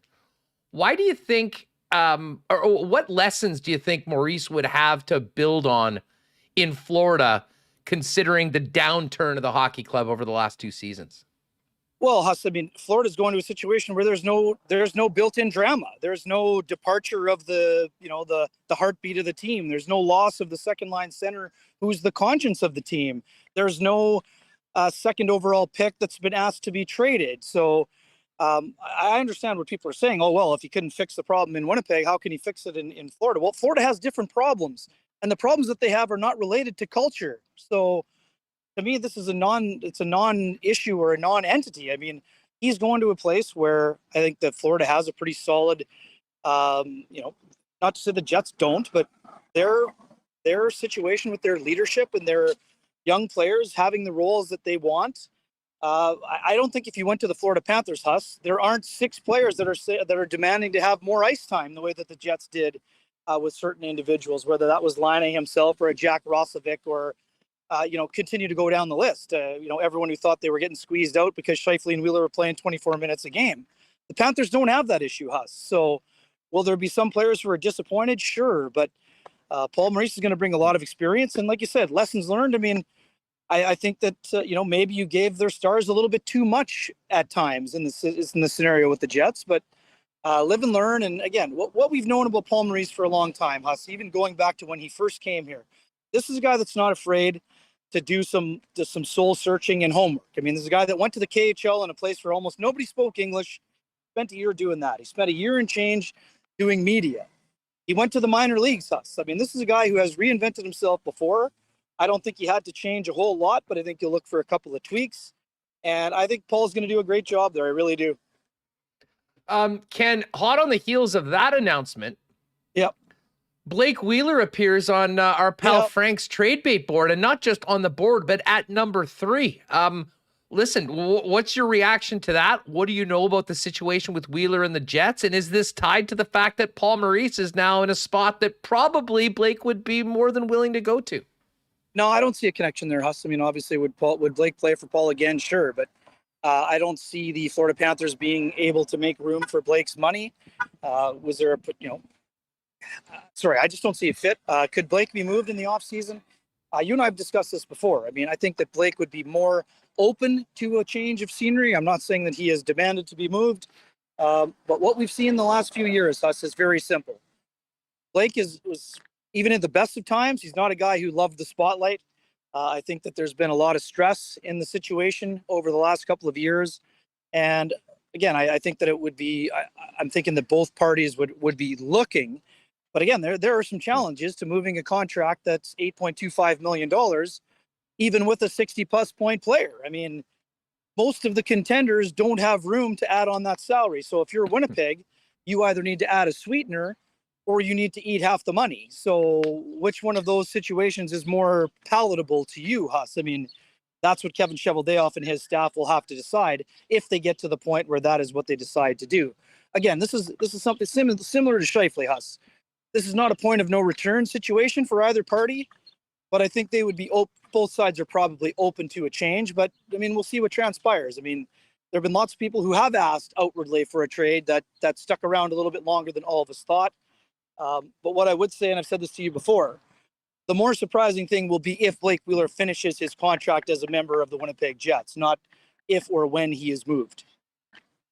Yeah, and listen, I've been skeptical as to the ability. I mean, first of all, I know that the no move turns into a very limited no trade with 5 teams after the 1st of July. Right. And I've said a number of times I'm skeptical because of the money, what you just mentioned. I mean, how movable Wheeler is, certainly compared to Scheifele. And that's part of the reason why we focused in on Scheifele quite a bit, as well as the value that he'd be getting, where he's at his career and all that. But when you look at this, in your opinion, knowing the marketplace of the National Hockey League right now, and Remis said it, we've talked all along about guys that have immovable contracts that then get moved. And I don't think that contract is completely immovable, but no. It's not great in comparison to many of the other players and where he's at in his career. If the Jets do move Blake Wheeler, in your opinion, Ken, what does that trade look like? Well, yeah, so you got to be looking for a couple of clues there, Huss. One of the clues is there are teams that need to get to the floor, right? The cap is going up by $1 million. There are teams who have barely any players under contract for next year. And yes, I'm looking at you, Arizona Coyotes. There are teams that will need to get to the floor if the Jets make it worth their while. I don't know if that's a pick or a prospect or whatever it is. If there's some sort of sweetener, there could be an appetite for Blake to move. I mean, there would be a little bit of a circle of life scenario, Huss, if it were the Arizona Coyotes. And again, I'm not saying that it is. Would he ever accept? Connect a few of the dots. Just let me ask you this. No, I mean, we know he wants to win a cup. He wants to win a cup, right? I mean, I don't know. Me personally, I don't think he's saying, yeah, I'll go to Arizona, unless he really desperately wants to get the hell out of Winnipeg. Huss, one quick thing. It goes against everything in Blake Wheeler's fiber as a competitor, yes. But one of his best friends in the NHL plays there and seems to have resurrected his career. One of his other best friends from college is there, or he was there. He's a UFA, and Phil Kessel. I think that Blake may be reaching a point in his career where the idea or the option to just show up to the rink in flip-flops, play some golf, enjoy. Like, I just don't. This is the thing for me, Huston. We've discussed this. I don't think Blake Wheeler enjoyed hockey last year. At least he didn't look like someone who took the same level of joy from it. And guess what? When you're losing a lot and not living up to your expectations as a team, and you're the leader of that team, it's not supposed to be fun. Right? If he was walking around with a smile on his face when the team is struggling, there would be greater concerns than what the concerns are right now. So again, I'm not saying this is a match made in heaven by any stretch, Huss. I'm just saying that it's a possibility now that we would have never thought about 3 or 4 years ago. I mean, am I saying it's likely to happen? Not necessarily. But what I am saying is that, like what you said, I mean, there aren't a ton of teams that are on the precipice of winning the cup that are saying, you know what I could use? A 36-year-old who's making $8.25 million, even though that 36-year-old is still a productive player at almost a point a game level. So it's an interesting dynamic. There's no doubt about that. And here's the other part, Hassan. I'll go for the segue for us right here. What was happening in the discussions with Barry Trotz? I mean, what's Barry Trotz saying about what he needs out of a leadership group if he's going to take the job? And how are those conversations going regarding Mark Scheifele and Blake Wheeler? So to me, that's the other part of the dynamic. And, you know, if Barry's saying we can work with this, then that's fine. If Barry's saying this has got to be something that we move on from, well, then I'm guessing the chances of a trade would be more likely. So in your opinion, if Wheeler is dealt, I mean, is this something where the Winnipeg Jets are basically getting rid of the contract, or is there the potential that they could get some sort of return? Oh, I don't think there would be a massive return coming back, even though, like I said, Blake Wheeler is still a productive player. But I think that if you're looking for a change in terms of, you know, we talked about this all year. Are you looking for a change in your leadership? Are you wanting to allow there to be a little bit more oxygen to be in the room for some of those younger guys to spread their wings and become greater leaders or have a greater voice? That's what you would be looking at. But would the Jets be getting back a top prospect in return? No. I mean, they're probably going to be getting a draft pick or something, and they might have to throw in something extra. But I mean, Blake is still going to be a productive player. There's no doubt about that. He has won the race against Father Time before, but as you and I both know, Father Time is undefeated. So at some point the production is going to dip, but Blake is still a pretty conscientious player, and he's going to be able to contribute to a power play on a team. So again, this is a fascinating time for the organization, Huss. We know the coaching search is kind of the primary focus right now, but I mean, the fact that, let's just say it this way, and we know how this business works. It's not an accident that Blake Wheeler has ended up on that list that Frank has, right? Someone's talking, whether that's agents or teams or GMs or whatever. You don't just randomly pull the rabbit out of the hat and say, you know what the Jets really need to do? Trade their captain. So it's interesting. Yeah. Well, listen, it is. And, when I look at Florida, I've been just staring at their cap friendly page for the hour before the show, trying to see. And the Bobrovsky we've already heard. I mean, you mentioned Spencer Knight. He's the guy going forward. And they owe Bob $10 million a year for a number of years. Which, sorry, Huss, that's why I don't think Florida is a fit, because they're already going to be eating half the salary. So suddenly you're going to turn around and get half of Blake's salary. I don't know. That just doesn't seem to add up very well for me. Could there be a three-way deal? Could there be okay. Could there be a three-way deal where Bob ends up somewhere else that has a major goaltending need? Okay. And I know he's got a no move. So, I mean, but I think if he says, hey, you're not going to play, there's other teams that really want you. Right. Heck, a team like Edmonton.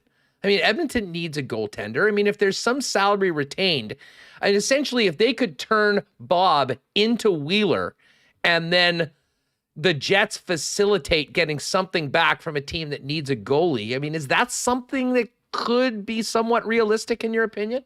Also, I love the creativity, but the Oilers are already in their own cap hell. So in terms of having a benefactor, mutually beneficial third party, I mean, the difficulty there, Huss, is that teams can only retain up to 3 contracts, right? So Arizona was always an issue last year because they already had 2, I think. So I don't know which one is coming off the books or not, but it would be, let's just say it would be complex and complicated, but I'd give you points for creativity. Ken, let's just say Wheeler does move. Where does that leave Mark Scheifele? I mean, we've always talked about Scheifele and Wheeler and Scheifele, and part of the reason why I kind of have been talking about a potential Scheifele move is that it gets back to shaking up the leadership core, allowing some of the younger players to step up and take more opportunity.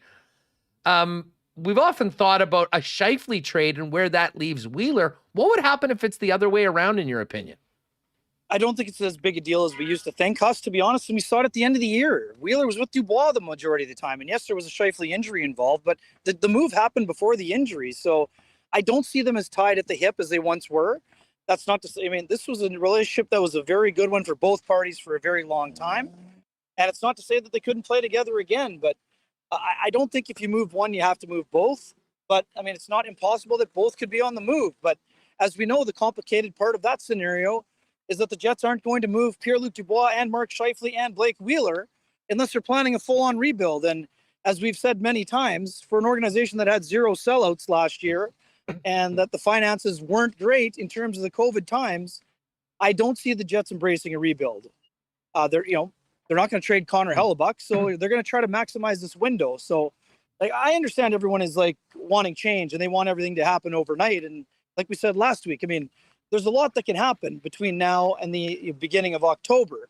But I think that the new coach is going to want to make his own assessments, and it doesn't necessarily include trading all of those players, but it could include trading, 2 of those players, if not just one. But we're sort of putting the cart before the horse here, Huss. And I know it makes for great radio and YouTube TV, but I mean, it really depends on what Barry Trotz wants, if he wants to take the job, right? I mean, and then it's one thing to want to do it.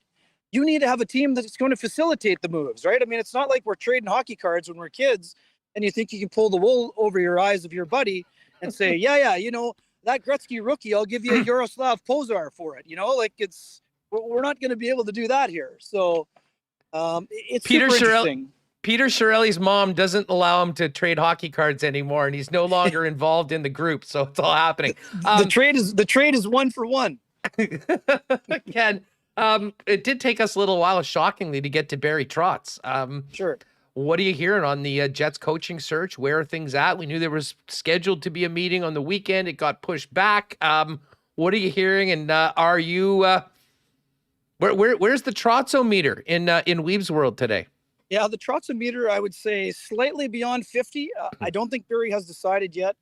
I don't have it locked down completely, Huss. I do believe the meeting has taken place. I believe Barry is mulling over his thoughts after that meeting has taken place, and I think the Jets are waiting as patiently as possible. But we know that waiting patiently is not always easy to do when you're waiting for your first choice. But ultimately, it comes down to what we've been talking about for the last month. I mean, is Barry ready to be coaching full time, or does he feel like he needs to take a step back? And I don't know the answer to that question. And I'm still of the belief that Barry is not necessarily 100% sure. So we know that it's taken some time. And like we had from the very beginning, from the initial conversation that was held, there's an element of Barry interviewing the Jets in terms of what it's going to look like and what the relationship is going to be and what the transition plan to management might be. So all of these things are in play. And as we know, we've talked about it. You and I have talked about it. Jeff and you have talked about it. I think Murad has mentioned too, and probably Mike. Barry's family situation is incredibly important to him. He has a child with special needs, and they need to have a situation where they're entirely comfortable. They have a built-in situation like that in Nashville where they lived previously for a long time. That's not to say they can't find a comfortable situation in Manitoba. And Huss, you work for True North. They will have gone out of their way to lay out the plan to help facilitate that being as smooth as possible. But at the end of the day, it's going to be up to what Barry and his family decides is best for them.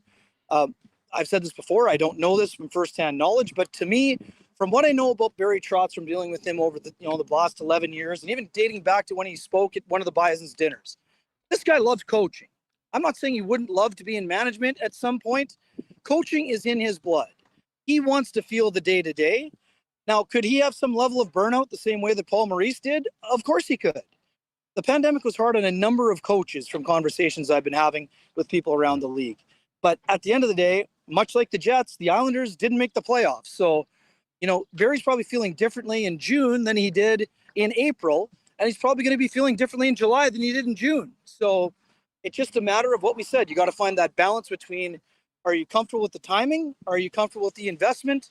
And then are you comfortable with planting your flag in the ground? Because that's the thing with Barry. He didn't go to a situation where his future was very much up in the air, right? So a high stress situation like Vegas, that wasn't something that was going to appeal to him as much, even though the roster was really good. So for Barry, to me, it comes down to whether he wants to coach or not. We talked about this last week. I would say Detroit is kind of the sleeper team, kind of below the radar. But I think the Jets are a little bit more advanced in terms of their roster. But if Detroit gets a goaltender, then all of a sudden with the pieces like Mo Seider, Calder Trophy winner, and Lucas Raymond and Dylan Larkin, well, Detroit would have some appeal also, depending on how their offseason plays out. So I think Barry's still very much mulling things over, but I'm going to put the Wiebe meter at slightly above 55%. Speaking of Detroit, I'd be interested, and we'll get to the Cup final in just a sec. But I mean, you're talking. I mean, everyone is there covering the Cup final. Tampa Bay's in it.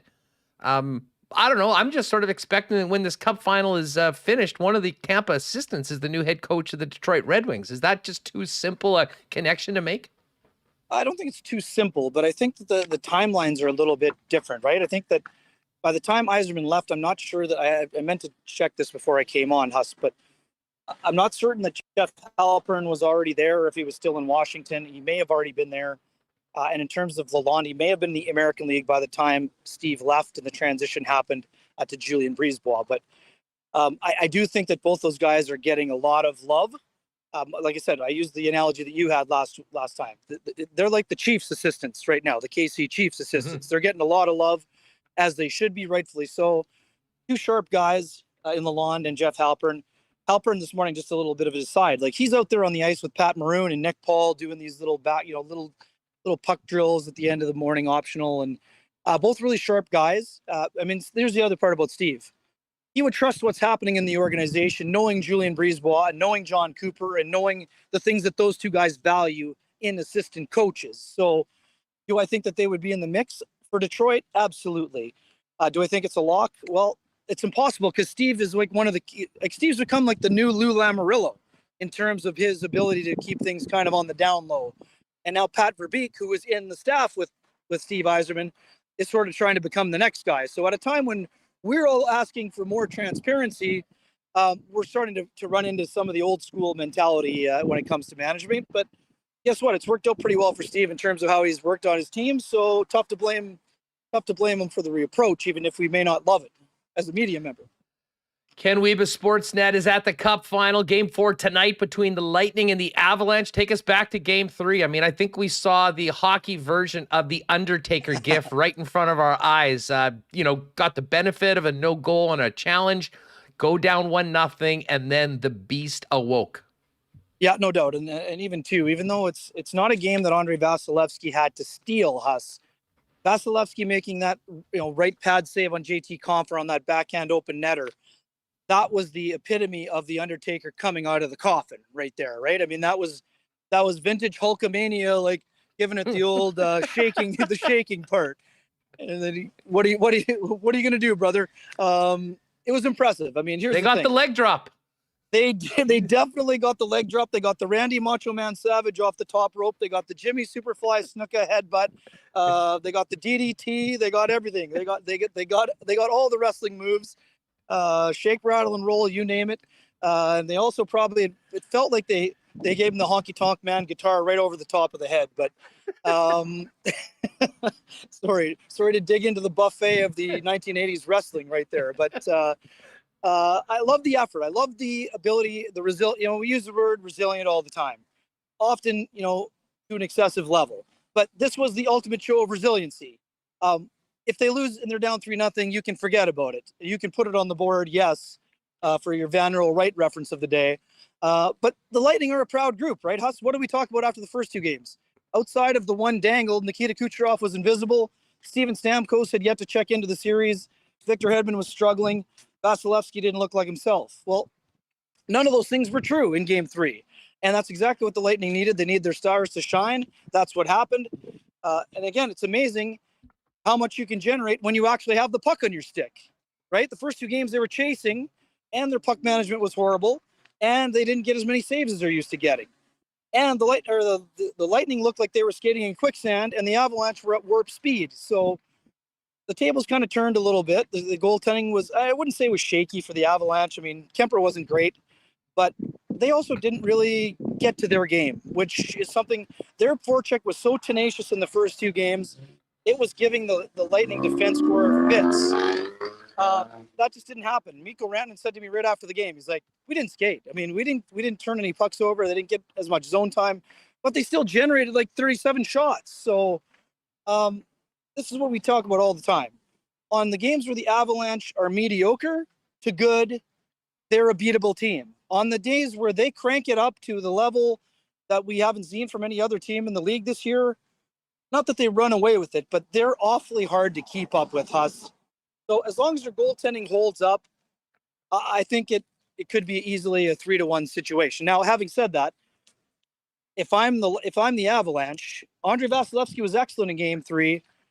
He still could steal one. So all of a sudden, if it's 2-2, now you got some action going, right? Because the thing about the Avalanche, they've been breaking through a lot of their narratives, Huss, so far this year. But people are still thinking about last year where they were up 2-0 on Vegas, and then all of a sudden they lost 4-2. So the other thing for me is that they've learned from some of those mistakes. Gabe Landeskog, great leadership. Nathan MacKinnon. Here's the thing. I wrote about MacKinnon after Game 3, Huss. I don't think he played poor by any stretch. He had 13 shot attempts. So when you have 13 shot attempts, you're involved in the game. But he hasn't scored a goal yet. And Nathan MacKinnon is a guy, he's got extreme confidence. He is dangerous for himself and his line mates, and the power play is ridiculous. But if MacKinnon scores, it provides a different type of lift, right? You can get a lift from Darren Helm scoring or Rantanen or Landeskog. But when MacKinnon scores, the place is the team just gets this massive uprising because of how good a player he is and how dialed in he is. So to me, I think that MacKinnon is about to leave his trademark signature moment on this series. I'm not sure. The crystal ball is a bit cloudy. It's either going to come in Game 4 or Game 5, but it feels like it's right on the verge. And if that moment happens, it's funny. We've been using this analogy all the time. You remember when we were in Finland, Huss, when Teemu Selanne used the ketchup bottle. If you keep tapping on the top of the ketchup bottle, all of a sudden it's going to just absolutely be pouring all over those French fries. Lo and behold, that night Laine had a hat trick.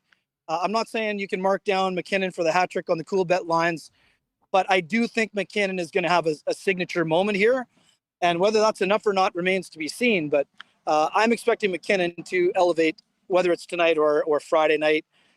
Like I said, I think he's playing fine, and he's got a tough matchup with Cirelli. But I think that he's about to absolutely erupt in this series. And if he does that, Vasilevsky or not, that's a tough thing to overcome, especially for a team that's going to be without Braden Point again tonight, and a team that could be getting Nazem Kadri back after he joined the group finally this morning. Now, just quickly, let me bring this in for the podcast listeners that may not have been watching the video, but Ken has been walking for this entire interview. Now, you started this in Tampa. Is this barbershop in Orlando? I mean, how many miles have you put on while we've been talking? Us, I got to keep the step count up for my good friends and the followers here. And also I'd like to tell you that, for all the people who think that altitude is not a real thing and that it's BS, I'm telling you right now, when I was doing the walk and talks in Denver, especially Saturday morning with our friends over at the Illegal Curve, man, I had to hit mute a couple times because I was panting. By the time we got to the arena. So there was lots of speculation that you had just been to one of those sweet Colorado dispensaries, to be honest. Untrue, Huss. You know me well. That would not be happening. But no, man, this is going to be such a fun game. And again, it feels like Kadri's playing, right? So I kind of had Game 4 penciled to begin with. I thought for sure the Game 5, maybe Game 4. Kadri was flying around today. He wasn't really shooting a lot, so people are skeptical. But for me, probably going to get the old freezing injection before the game, give everything that he has. But I bet you he walked into Jared Bednar's office today and said, "Hey, I'm ready to go here. I'm ready to check into this series. Team needs me. I'm ready to go. Unshackle me and let me loose here." Because I think, and people say, "Oh well, what if he can't shoot?" Well, what happened the other day when Cale Makar was on a 2-on-1 with Andrew Cogliano? It didn't prevent Cale Makar from scoring, even though the whole building knew they probably weren't going to pass it over. And Kadri's so involved in the game that you don't need him to be shooting. You don't need him to have 13 shot attempts like Nathan MacKinnon. You just need to have him involved. And then he's the kind of guy that he's in the guts of the game. He's heavily invested emotionally. He's a physical guy. He's a smart player. He was working with the second penalty or power play unit. So for me, I expect Kadri to be in the lineup. And this is not a smoke screen. This is a guy who's ready to roll. And you're getting a huge piece back, especially when that team is missing Andrei Burakovsky for a second consecutive game here. Kenny, people are loving this one. This was an all-timer, I think. I love when you're on location. We got the walking tour of the Tampa Bay, St. Pete area. Good luck with the haircut. I hope it doesn't take. How long does your haircut take, by the way? I mean, it's going to be about a 6-minute. I think next time we could have gone for the live shot. We could have put the old iPhone up and it would not have taken long. It's probably a 7-minute job, I'm guessing. Basically a 2-answer haircut. That's pretty much what we need. Exactly. One trip to the buffet. The Hustler preamble would have covered it. Ken, great stuff. Hey, we missed you at the Rady dinner last night. It was a great time, great night for the community. But we'll look forward to seeing you when you get back. But as I said, I hope you're back in Tampa because this series is too good to be too short. Obviously, it was just great for fans with no skin in the game to see this one, avoid going 3-0. And I'll tell you what, I'm hoping the Lightning win tonight just so we can be assured of a minimum of 2 more games and hopefully 3. Yeah, right on, Huston. Have a great event. I'm sorry I'm going to miss the Little Brown Jug event on Friday, but sounds like it'll be a fun time and a really great event. And we'll see if I don't. Let's just put it this way. I don't think they'll be handing out the free beer on Friday quite yet, but I think things are inching closer on the Trotz watch, I would say. Well, as I say, just quickly on that, I know Pierre did report that he thought that Barry Trotz's decision would be in and around Canada Day. Is that sort of what you're thinking? I mean, at some point next week, we should have clarity one way or the other? I'm thinking that's a pretty accurate timeline. Unless, again, if this is a matter of Barry waking up one morning and the moment hits you, it could happen sooner. But again, we what we know about this process, Huss, it's been very thorough. So I wouldn't expect it to take an awful lot longer, but once you've waited this long, you want to make sure you make the right decision for you and your family. And that's what I think that Barry's getting to a situation where he's very close to making that decision. Hey, just very quickly on that, could they be at a situation where they actually know what the answers are and there's a bunch of other details that need to be figured out, whether it be coaching staff, some things that are outside of the actual job that he's signing up to do?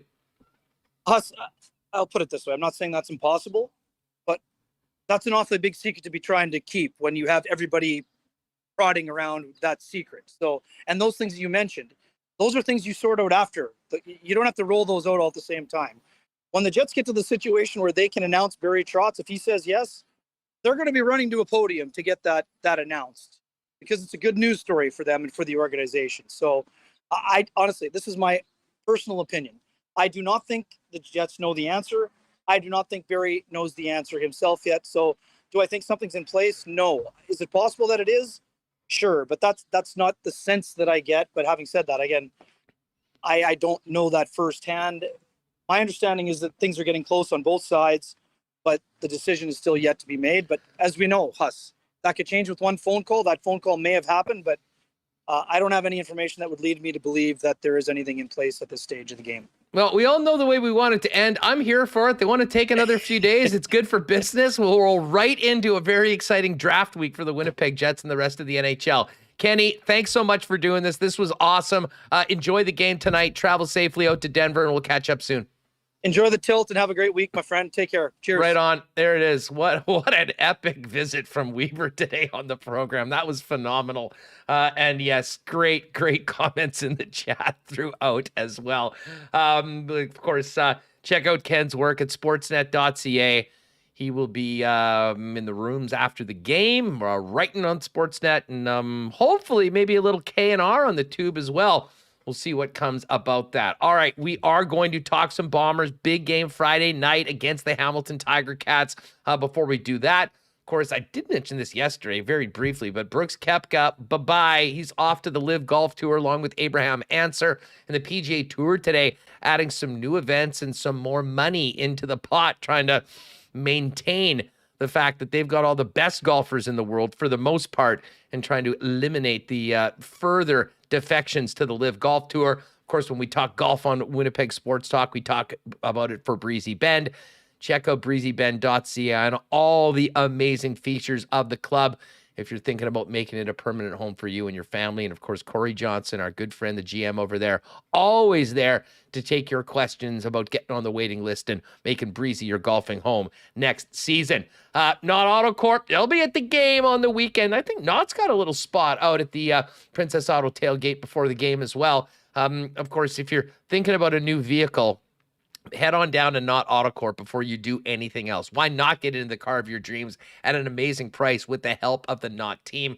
And if you're thinking about going electric, check out the Teslas on the lot, as well as their Tesla Experience program to guide you into making that decision whether you think an electric car is right for you. Not AutoCorp, Waverly, and McGillivray, and online at not.ca. Big game tonight, Lightning and Avs, Game 4. No better place to watch that than your local Boston Pizza. New summer menu right now. I tried the Carnitas pizza the other day. It was awesome, but my favorite thing is the pizza pairs. You can get a bunch of different pies. That's available right now at a great price. And of course, you got happy hour from 3 to 6 and 9 to 12 at all participating local Boston Pizzas. Great spot to watch the game with your gang tonight. And of course, if you're staying home, you can also order online at bostonpizza.com. Kenny Wiebe did mention, if you missed it earlier, we're live at Little Brown Jug on Friday afternoon. Pop down and join us and stick around for a couple pints afterwards. Really looking forward to seeing many folks. And again, if you want to pop by earlier or a little later on at the end of the show, all are welcome. Should be a great way to kick off the weekend and pregame for that big Bomber game coming up on Friday night. And as I mentioned earlier, don't forget to check out that Princess Auto tailgate party beforehand. Great deals, $5 beers, $3.50 hot dogs, $3.50 soft drinks, DJ Finesse spinning.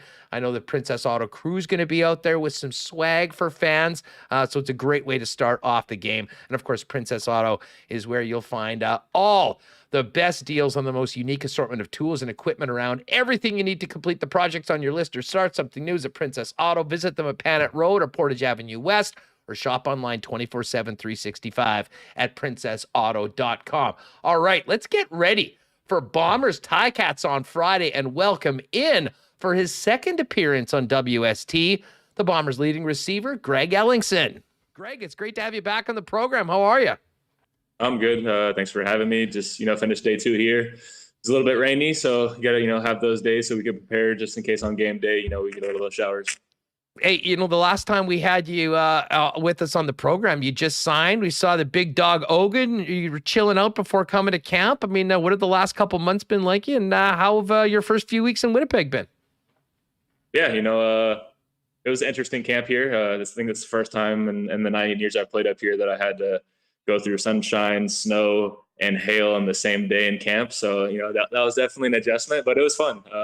Got to know the guys a little bit, got to connect with those teammates that, I haven't had before. And there actually are a lot of familiar faces on this team that I've played with before. So it's nice to see those guys again and also build that relationship with the other guys. And, aside from that, Odin made it to Ottawa for our game there. He's on the trip from Tampa to Ottawa and then Ottawa out to Winnipeg. And, it's good to start the season 2-0.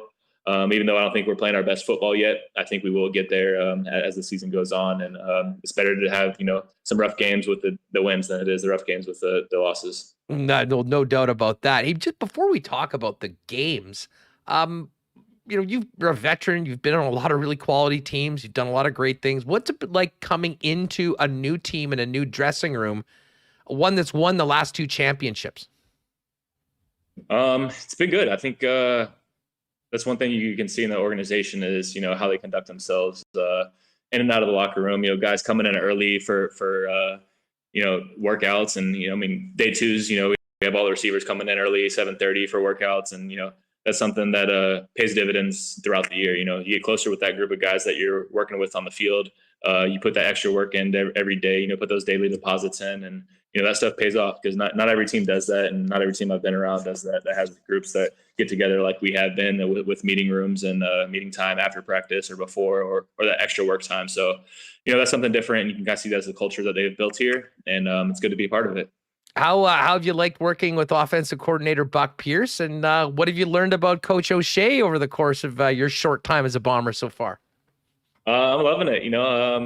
He puts a lot of trust in the guys to communicate and kind of work through plays that we have throughout the week. And especially when game time comes, he's comfortable with, getting feedback from us and letting us play football. It's not too, stressful to put a bunch, 100 plays in every week. It's, he makes sure that we're physical out there. He makes sure that we're playing smart football, and he wants us to play fast. And, Osha's, he's been great. Greg, I'll say this. If you were watching the Bombers and you didn't know the players and someone said, well, a bunch of these guys are returning from a championship team and there's one guy that's a veteran, but, it's come in and is new, I don't think anyone would have picked you as being the new guy because it seemed like you just picked up your chemistry with Zach Collaros where you left off a few years ago.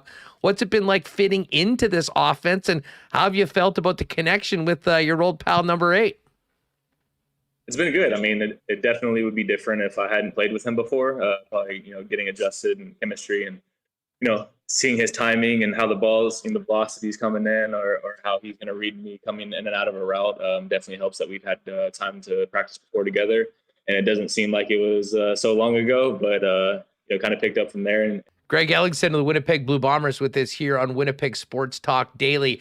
What did you make of those back-to-back games to start the season? It is strange. I mean, the Bombers didn't even see Ottawa at all last year, and now you play them right out of the gate. I mean, what were like the challenges like offensively going in and playing a defense for the second time right out of the gate?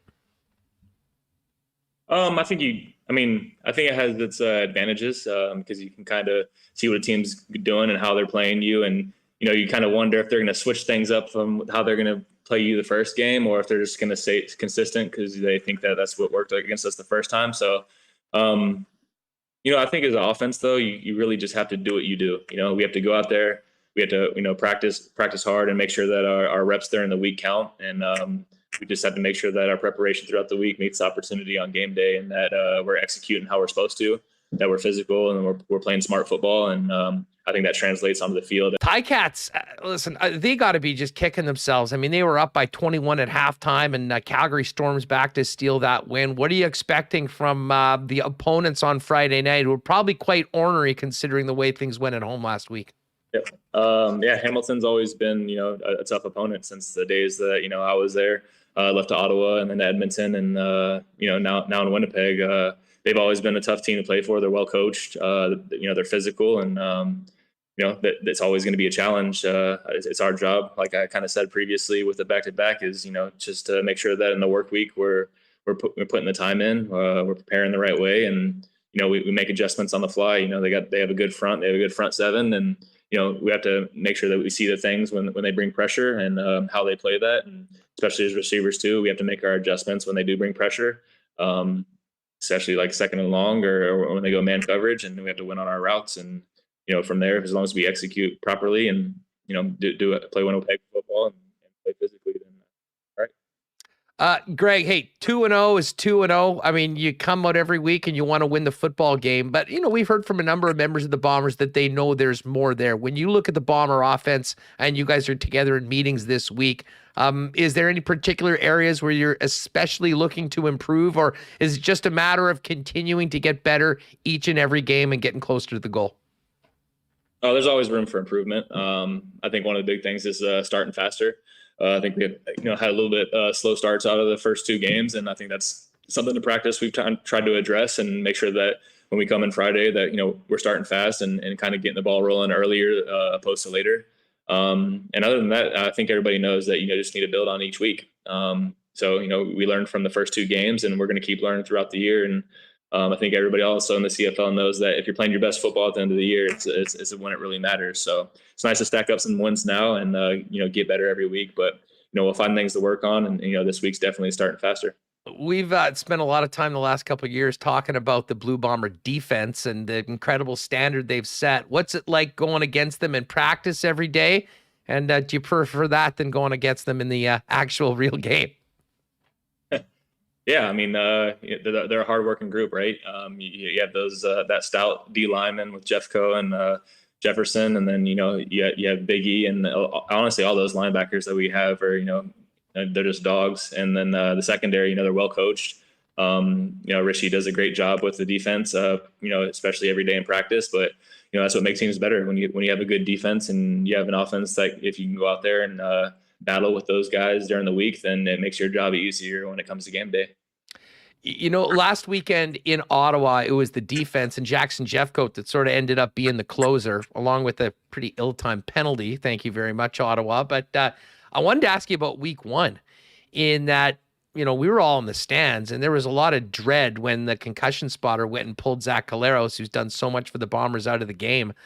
Take us back to the final 93 seconds with Drew Brown coming in. What was it like in the huddle? And what does that do for a team to have a relatively unproven backup quarterback come and play so well at such an important time and really be the difference between a win and a loss. That's the thing about football and any sport really, right? Is you have those guys that are preparing the same exact way as all the starters are every week. That they're in their meeting rooms, they're in practices, they're trying to get as many reps as they can. And if they're not getting the reps with the starters, then they're trying to get the reps after practice, throwing balls and routes to guys that they know they're going to see. And, that's their job. And also it just proves the depth that you have. If you have a guy that can come in with limited reps, only really reps in camp and a couple in practice, and he can come in and drive the ball down the field, that is a testament to the depth that you have and also the work that guy put in, that he made sure that he was prepared, because you never know when a guy's going to go down and you're going to have the next dude step up. That was that last week. This week, our center went down last week, and we have another one filling in, and that really hasn't been a drop off. You see us in our meeting rooms. He has to go through all his checks and his blitz coverages, and he's making sure that he does a good job. Greg Ellingson of the Winnipeg Blue Bombers with us. Bombers hosting the TiCats Friday night, 7:30. Princess Auto tailgate gets going around 5:30 with great specials before the game, and then we will see the team coming out wearing the whites. What did you think about the playing in front of the IG Field fans for the first time back in the home opener? And was it much better being on the home side as opposed to the visitors so many years? Yeah, IG Field has always been one of the best places to play in the CFL, and it's definitely nice to be on the home side. And honestly, one of my favorite things, I think, is the anthem when they chime in with the blue and the true north. That stuff gets you hyped for a game, and it's good to be a part of it. I have to ask you, Greg, going into the game on Friday, you've got Hamilton in. You're looking at the East and the West right now. It's crazy.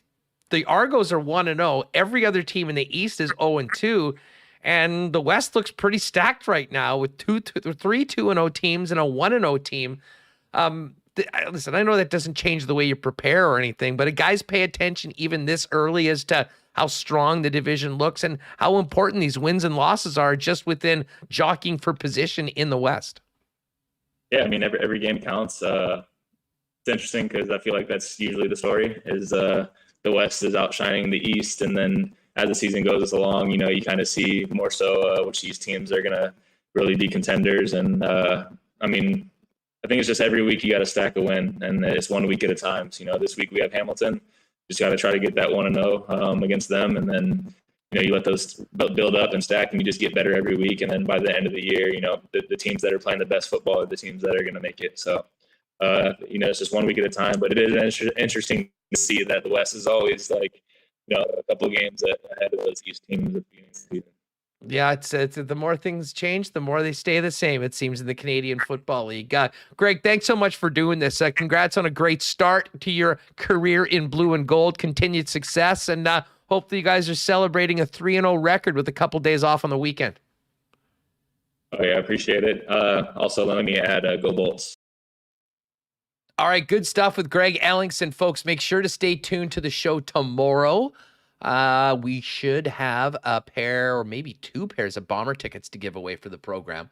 So we'll do that. And then I'm hoping to also have a pair to give away for everyone that comes and joins us live at Little Brown Jug on Friday afternoon as well. So govern yourselves accordingly and make sure you pop back. Hey, speaking of the game on Friday night, I know there's going to be plenty of Canadian Club being poured out in the north end zone at the Jim Beam Stillhouse and the Brugal Rum Hut. Of course, Canadian Club is the official spirit of the Winnipeg Blue Bombers and is available throughout IG Field.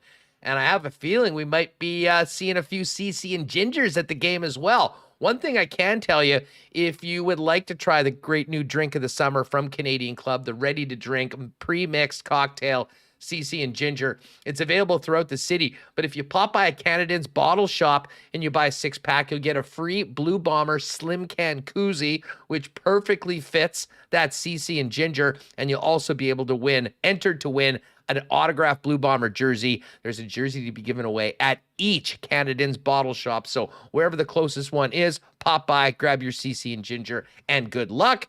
And hopefully we'll see you at the Bomber game on Friday night. All right, let's get to, we do have to get to Coolbet lines and talk a little bit about a very bad beat in the Norris Trophy candidacy and award last night. We'll do that with the Coolbet lines in a minute and look at the Tampa Avalanche game for tonight. But let's get to our Assiniboia Downs picks. Congratulations. last night, let me just pull this up again. We had a big night. Tons of people entered yesterday, and Bridget, Gitch, Scott Miller, and Michael Sheldon all entered the winner's circle by picking horse number 3 in race 6. So listen, grab a pen right now if you're with us, whether you're listening on the podcast or you are with us live on YouTube. Today is the final day of the contest. We've got a number of individuals that have won once. And again, even if you enter tonight and don't win, we will be randomly picking a couple of other entries of people that have made a selection to join us in a couple weeks for a little WST night out at Assiniboia Downs. You will be able to bring a guest. You'll join myself and Remo. We'll dig in on that incredible prime rib buffet up in the terrace dining room, and we'll have a great night at the races. So what you're going to need to do, we're going to get to our picks right now, but when we get to race 6, write this down, Sherry G, SHERIG at Assiniboia Downs. And a big thanks to Sherry for kind of managing this and giving us the standings. And all you need to do is pick the winner of race number 6. Send it in with your name and your phone number. We've got the standings compiled, but even if you haven't done it before, get an entry in tonight, and you might be one of the random pickers. Or heck, if none of the people that have won and you win tonight, we'll have some major tie-breaking to do when it comes to it. All right, let's get to the picks. And by the way, Remo, get back in here. A big win. I think the biggest win yet we've had since you got. Is that the Ken Wiebe cam? This is the Ken Wiebe cam. Sorry, podcast. I'm here just walking around my house. It's sorry. I had a shout out to Derek Schmidt, by the way, who dropped $2 in the super chat as a Gravol donation for everyone that got motion sickness by Ken's interview.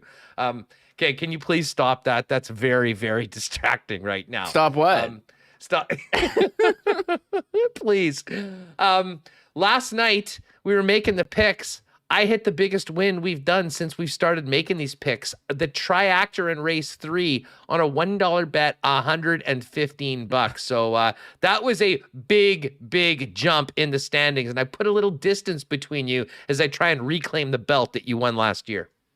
Yeah, when you told me that you had a big winner last night and I lost all my bets except for that one that got scratched, I was like, oh no, I can't make up this lead. You've just got a huge lead, but now it makes us look good that one of us is actually winning. So congratulations to you on hitting the big bet. So you had how much did you win on one bet? $115 on it was the $6 triactor box. So it's like a dollar bet 6 ways. Yeah. I picked 3 horses and they can come in any order. And the great thing was Wits Coco, who was the kind of one longer shot that I put in, actually won the race, which I think really cranked up the value of that coming in. So it's been a good week so far for yours truly after getting goosed last week. So Miller Time wants a standings update. So I have it as you're up $44, about $45. You're ahead. I'm down about 120. So you've got a lead. You've got a big lead. I've got a nice little gap right now, and hopefully we can continue to, not necessarily grow that. I'd be fine if you picked a big winner tonight, but I'm going to try and keep it rolling. All right, here are my picks for tonight. We'll finish it up with race 6. We'll go through the horses, and you mark down your pick and email into Sherry G at AS Downs so you can play with us and hopefully join us at Assiniboia Downs. All right. Race number 1. Normally I don't spread it out as much, but I'm feeling it right now. So I want to get in a bunch of races. And again, you can always, if you're not making it out to the track, post time is 7:30. You can always watch the races at the AS Downs YouTube channel. Kirk and Stretch do a great job. All right, race number 1. I'm putting, considering Wits Coco won last night, I love the horses that have wit in the name. I'm going to go with $3 to win on number 2, Wits Magic. Race number 2. I'm putting a $3 bet on number 4, Silver Heights, strictly because the name. Love the Sawickis, love the Heights. So if you got a horse named after Silver Heights, I'll bet it. I got number 4 in race number 2, Silver Heights, for $3. I'm going to move on over to race number 4, and we're going to put $3 on a 5-4 Quinella, Warbridge, and Tabia. And in race number 5, we're going to drop a 3 spot on number 3, Anchor Up. I'll save my pick for both the triactor and number race 6. Remo, what are you going to do before we get to the feature race tonight, race 6, where everyone's going to send in their choices? So one of my bets yesterday was the horse was scratched on the Quinella, and I had the winner, but I was not able to get, so they refunded my bet. So I'm reinvesting that bet that should have won yesterday. So I'm actually betting 30 instead of the regular 20 because I don't think it's fair. Nice. I don't think it's fair to the contest. Yeah, we need the integrity of the contest, and it gives you another chance to, make up some ground. Well, you so had where that. are you going? You had that big winner, so now I have to catch up, and I'm feeling the pressure. You got to go with the triactor box. I do have one, actually. I do have one. Okay, so I'll start in order. So race 3, I have a triactor box. 4, 5, and 7. Runaway Hurricane, King Wit. Got to get that Wit action. It worked for you yesterday. And Bro Code. Just a great Bro Code. I'll hear him. This is me giving the fist bump. Race 2. And that was a $6 total bet on that one. Race 2, I'm betting horse 6. White Rose Spirit to win. And that was race 2. Race 5. This was my makeup bet, so I'm doing a $10 Quinella to replace the one that got refunded yesterday. 4-3, Give a Little, and the Truth Project. And on race 7, I love this horse's name. I regretted not betting last time, but I'm hitting it this time. $4 on Taco Flavored Kisses. Flavored Kisses, legendary name. That's a South Park reference, so Mitch Connor approves of that one. All right, let's get to race number 6. This is it, folks. So pick your horse. You've got 8 selections. Number 3 is a scratch for tonight. And as I said, just send in your email, name, phone number, and what horse you think by number tonight to sherrygg@asdowns.com to enter in the contest. Number 1 is Hidden Grace, opened at 2-1. French Rose is number 2, opened at 12-1. Orange Theory, horse number 4. 30-1 opening odds. Number 5, Half in the Raptor, not Raptor, like the Toronto Raptors, is opened at 4-1. Number 6, Ain't She Darlin', 12-1. Texas Rain, number 7, 5-2. And number 8 is Spun Line at 8-1. And the final horse, number 9, is Big Stretch at 20-1. All right, I'm going to go with number 8, Spun Line. Little off the grid. We're going to go with number 8 tonight. So I'm going to put a $2 bet on 8 to win. And then I've saved $6 so I could do another triactor wheel. I'm not going with the favorite Hidden Grace. I'm bumping them out. I'm taking Half in the Rapper, number 5, number 7, Texas Rain, and number 8, Spun Line. So that's my triactor, but my winning pick is number 8. Remo, what's your horse? Yeah, my horse is number 5, Half in the Rapper. I just like when Kurt announces that one. So I'm going with Half in the Rapper as my pick to win, and we will see what happens. So the triactor box might be the way to go, where you pick the horses to finish 1, 2, and 3, and then you box it so you can select any order and that is how you won your big win yesterday. That was the 115 incredible. Yesterday. It was a big moment. I was so excited when I saw that it won. Of course, I wasn't able to watch the races last night because we were busy with Emmett Smith at the Rady dinner. What a great time that was. But we'll be paying attention tonight, and we'll be out there next week. And I think we're probably going to plan to have our winners in. We'll talk to Sherry and confirm the date, but potentially maybe after the long weekend, early in July. Well, bottom line is to count yourself in. Even if you don't win tonight, you'll be entered for a couple of random draws. Sherry G, SHERIG at asdowns.com. Winning horse in race 6, name and number. Good luck to everyone. All right, let's get to the Coolbet lines for tonight. We, of course, have the Tampa, Colorado game. And I just have to say this. I was so choked yesterday when I found out that Cale Makar won the Norris, not because he doesn't deserve it, although I was a big Roman Yossi guy. But it was so close. I believe the closest Norris decision ever. And we had some great bets on Yossi at some big numbers from, kind of midway through the second half of the season, but it wasn't enough. But I did almost rage tweet Thomas Drance, who admitted that he had Roman Yossi fourth in the Norris voting, along with two others. That really seemed to be the difference because of just how close it was. But that being said, congratulations to Cale Makar. I had another win on the racetrack, so it made up for the loss last night. Tonight's game number 4, Avalanche Lightning. Interesting. The Lightning now are a very slight favorite. I know when we did this yesterday on the Lock Shop, it was the other way around. But no, the Lightning -109, Colorado -104. This is what you want. This is basically a pick 'em right now.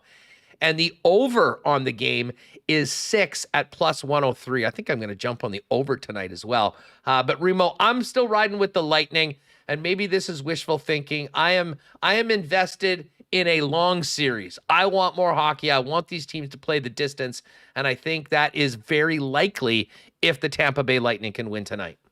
I was reading a tweet that the over 6 is a very popular bet in Vegas. I will go the flip side. I think Colorado, I guess this is basically a pick 'em, but their road, I saw some McKinnon home road splits. They haven't been good, but I think they bounce back. It's a good number. Just take the underdog in this series. Maybe you get some good value. So I'll lean Colorado, but it would be nice if Tampa tied this up and we do get going the distance. Sounds like Kadri's back. I think that'll be a big boost. Kemper is starting in goal, so we will see. Lightning +215 on the series right now, and I know we were talking about the betting arbitrage last week. If you were thinking about betting Tampa when they were down 2-0, splitting it between 4-2 and 4-3, well, that 4-2 number that was 17-1 before the last game is now 7-1, and the +850 on Tampa in 7 is now +525 from 850. So good luck to you if you got on those numbers when we talked about them a couple days ago. Major League Baseball, by the way, crazy Blue Jays game last night. But good news, the Jays are pumping the White Sox right now, 7-1 in the 7th inning. So we won't jump on that, but a big slate of games for later on tonight, which you can also bet at Coolbet. And a quick look at the CFL lines. A little drop in the Bomber number. Bombers are now at 4.5 as opposed to 5. I don't mind that. May have to jump on that. Opened at 5. 1.5 point movement towards Hamilton. So Hamilton right now +4.5 in the game. Bombers -4 and the Bombers -200 on the money line. Alouettes +3 and at even money. I like that. Although I'd love to get the hook and see if we could get it to +3.5. I'll probably wait till tomorrow wager on that game. And right now, Elks 8-point underdogs at the Stamps and Toronto 5-point underdogs at BC. I can pretty much tip my hand for the lock shop on Friday. I think I'm taking the Argos and the points. I want to say this. Montreal might have some big injury concerns for tomorrow's game. Stanback's already out, but Jake Weineke, he's not going to play. And I think Gino Lewis has some injury issues. So I would take a look. That might be good value right now. Saskatchewan -3. Farhan had a tweet last night. Let me just pull it up. So I would hold off on betting on Montreal. I know some guys are rushing to hit Saskatchewan.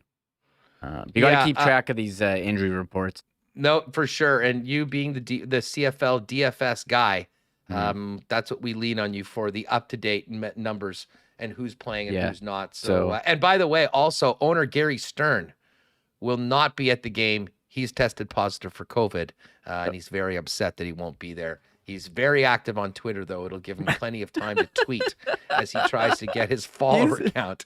He tries to get his follower count up. He's like the owner who just discovered Twitter and is like, I need followers. Come on, follow me. I'm the owner. Everyone should be following me. So I do love seeing that engagement. I was trying to connect with fans from the owner as Montreal comes back from the disappointing season. Although Vernon Adams, he's out with COVID. They're going with Trevor Harris. So here's the report from Farhan that Weineke is out. Chris Acke's on the injured list as well. But Lewis, Nick Usher, and Philippe Gagnon all questionable. So we'll wait and see on Montreal. But if they're out, Weineke and Lewis, those are two big guns. Although could open up some serious value in DFS. If you do play. That. We'll cover that tomorrow on the program. Speaking of tomorrow's show, think Libel's going to join us. Can't wait for that. We had such a good time interviewing Emmett last night. I think we're also going to have Brandon Rowicki. We'll get Wick's thoughts on the Cup Final, as well as everything else going on around the Winnipeg Jets in the offseason.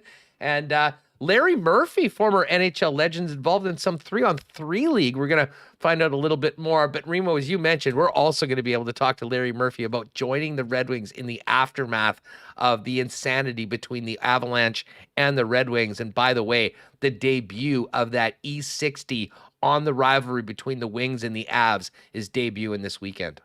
Yeah, Sunday, on ESPN, that E60. There was a trailer that dropped a couple weeks ago that got leaked from someone. I don't even know how it got out there, but search it up. Person on Twitter with 37 followers. It was the weirdest thing. So Bouchergrass tweeted, but yeah, Larry Murphy's involved with this 3-on-3 hockey league that's going around the U.S. I think it's trying to be like the Ice Cube, the Ice Cube's basketball one for hockey. I'd like to see that get off the ground. I think 3-on-3 is awesome. So you got to start somewhere.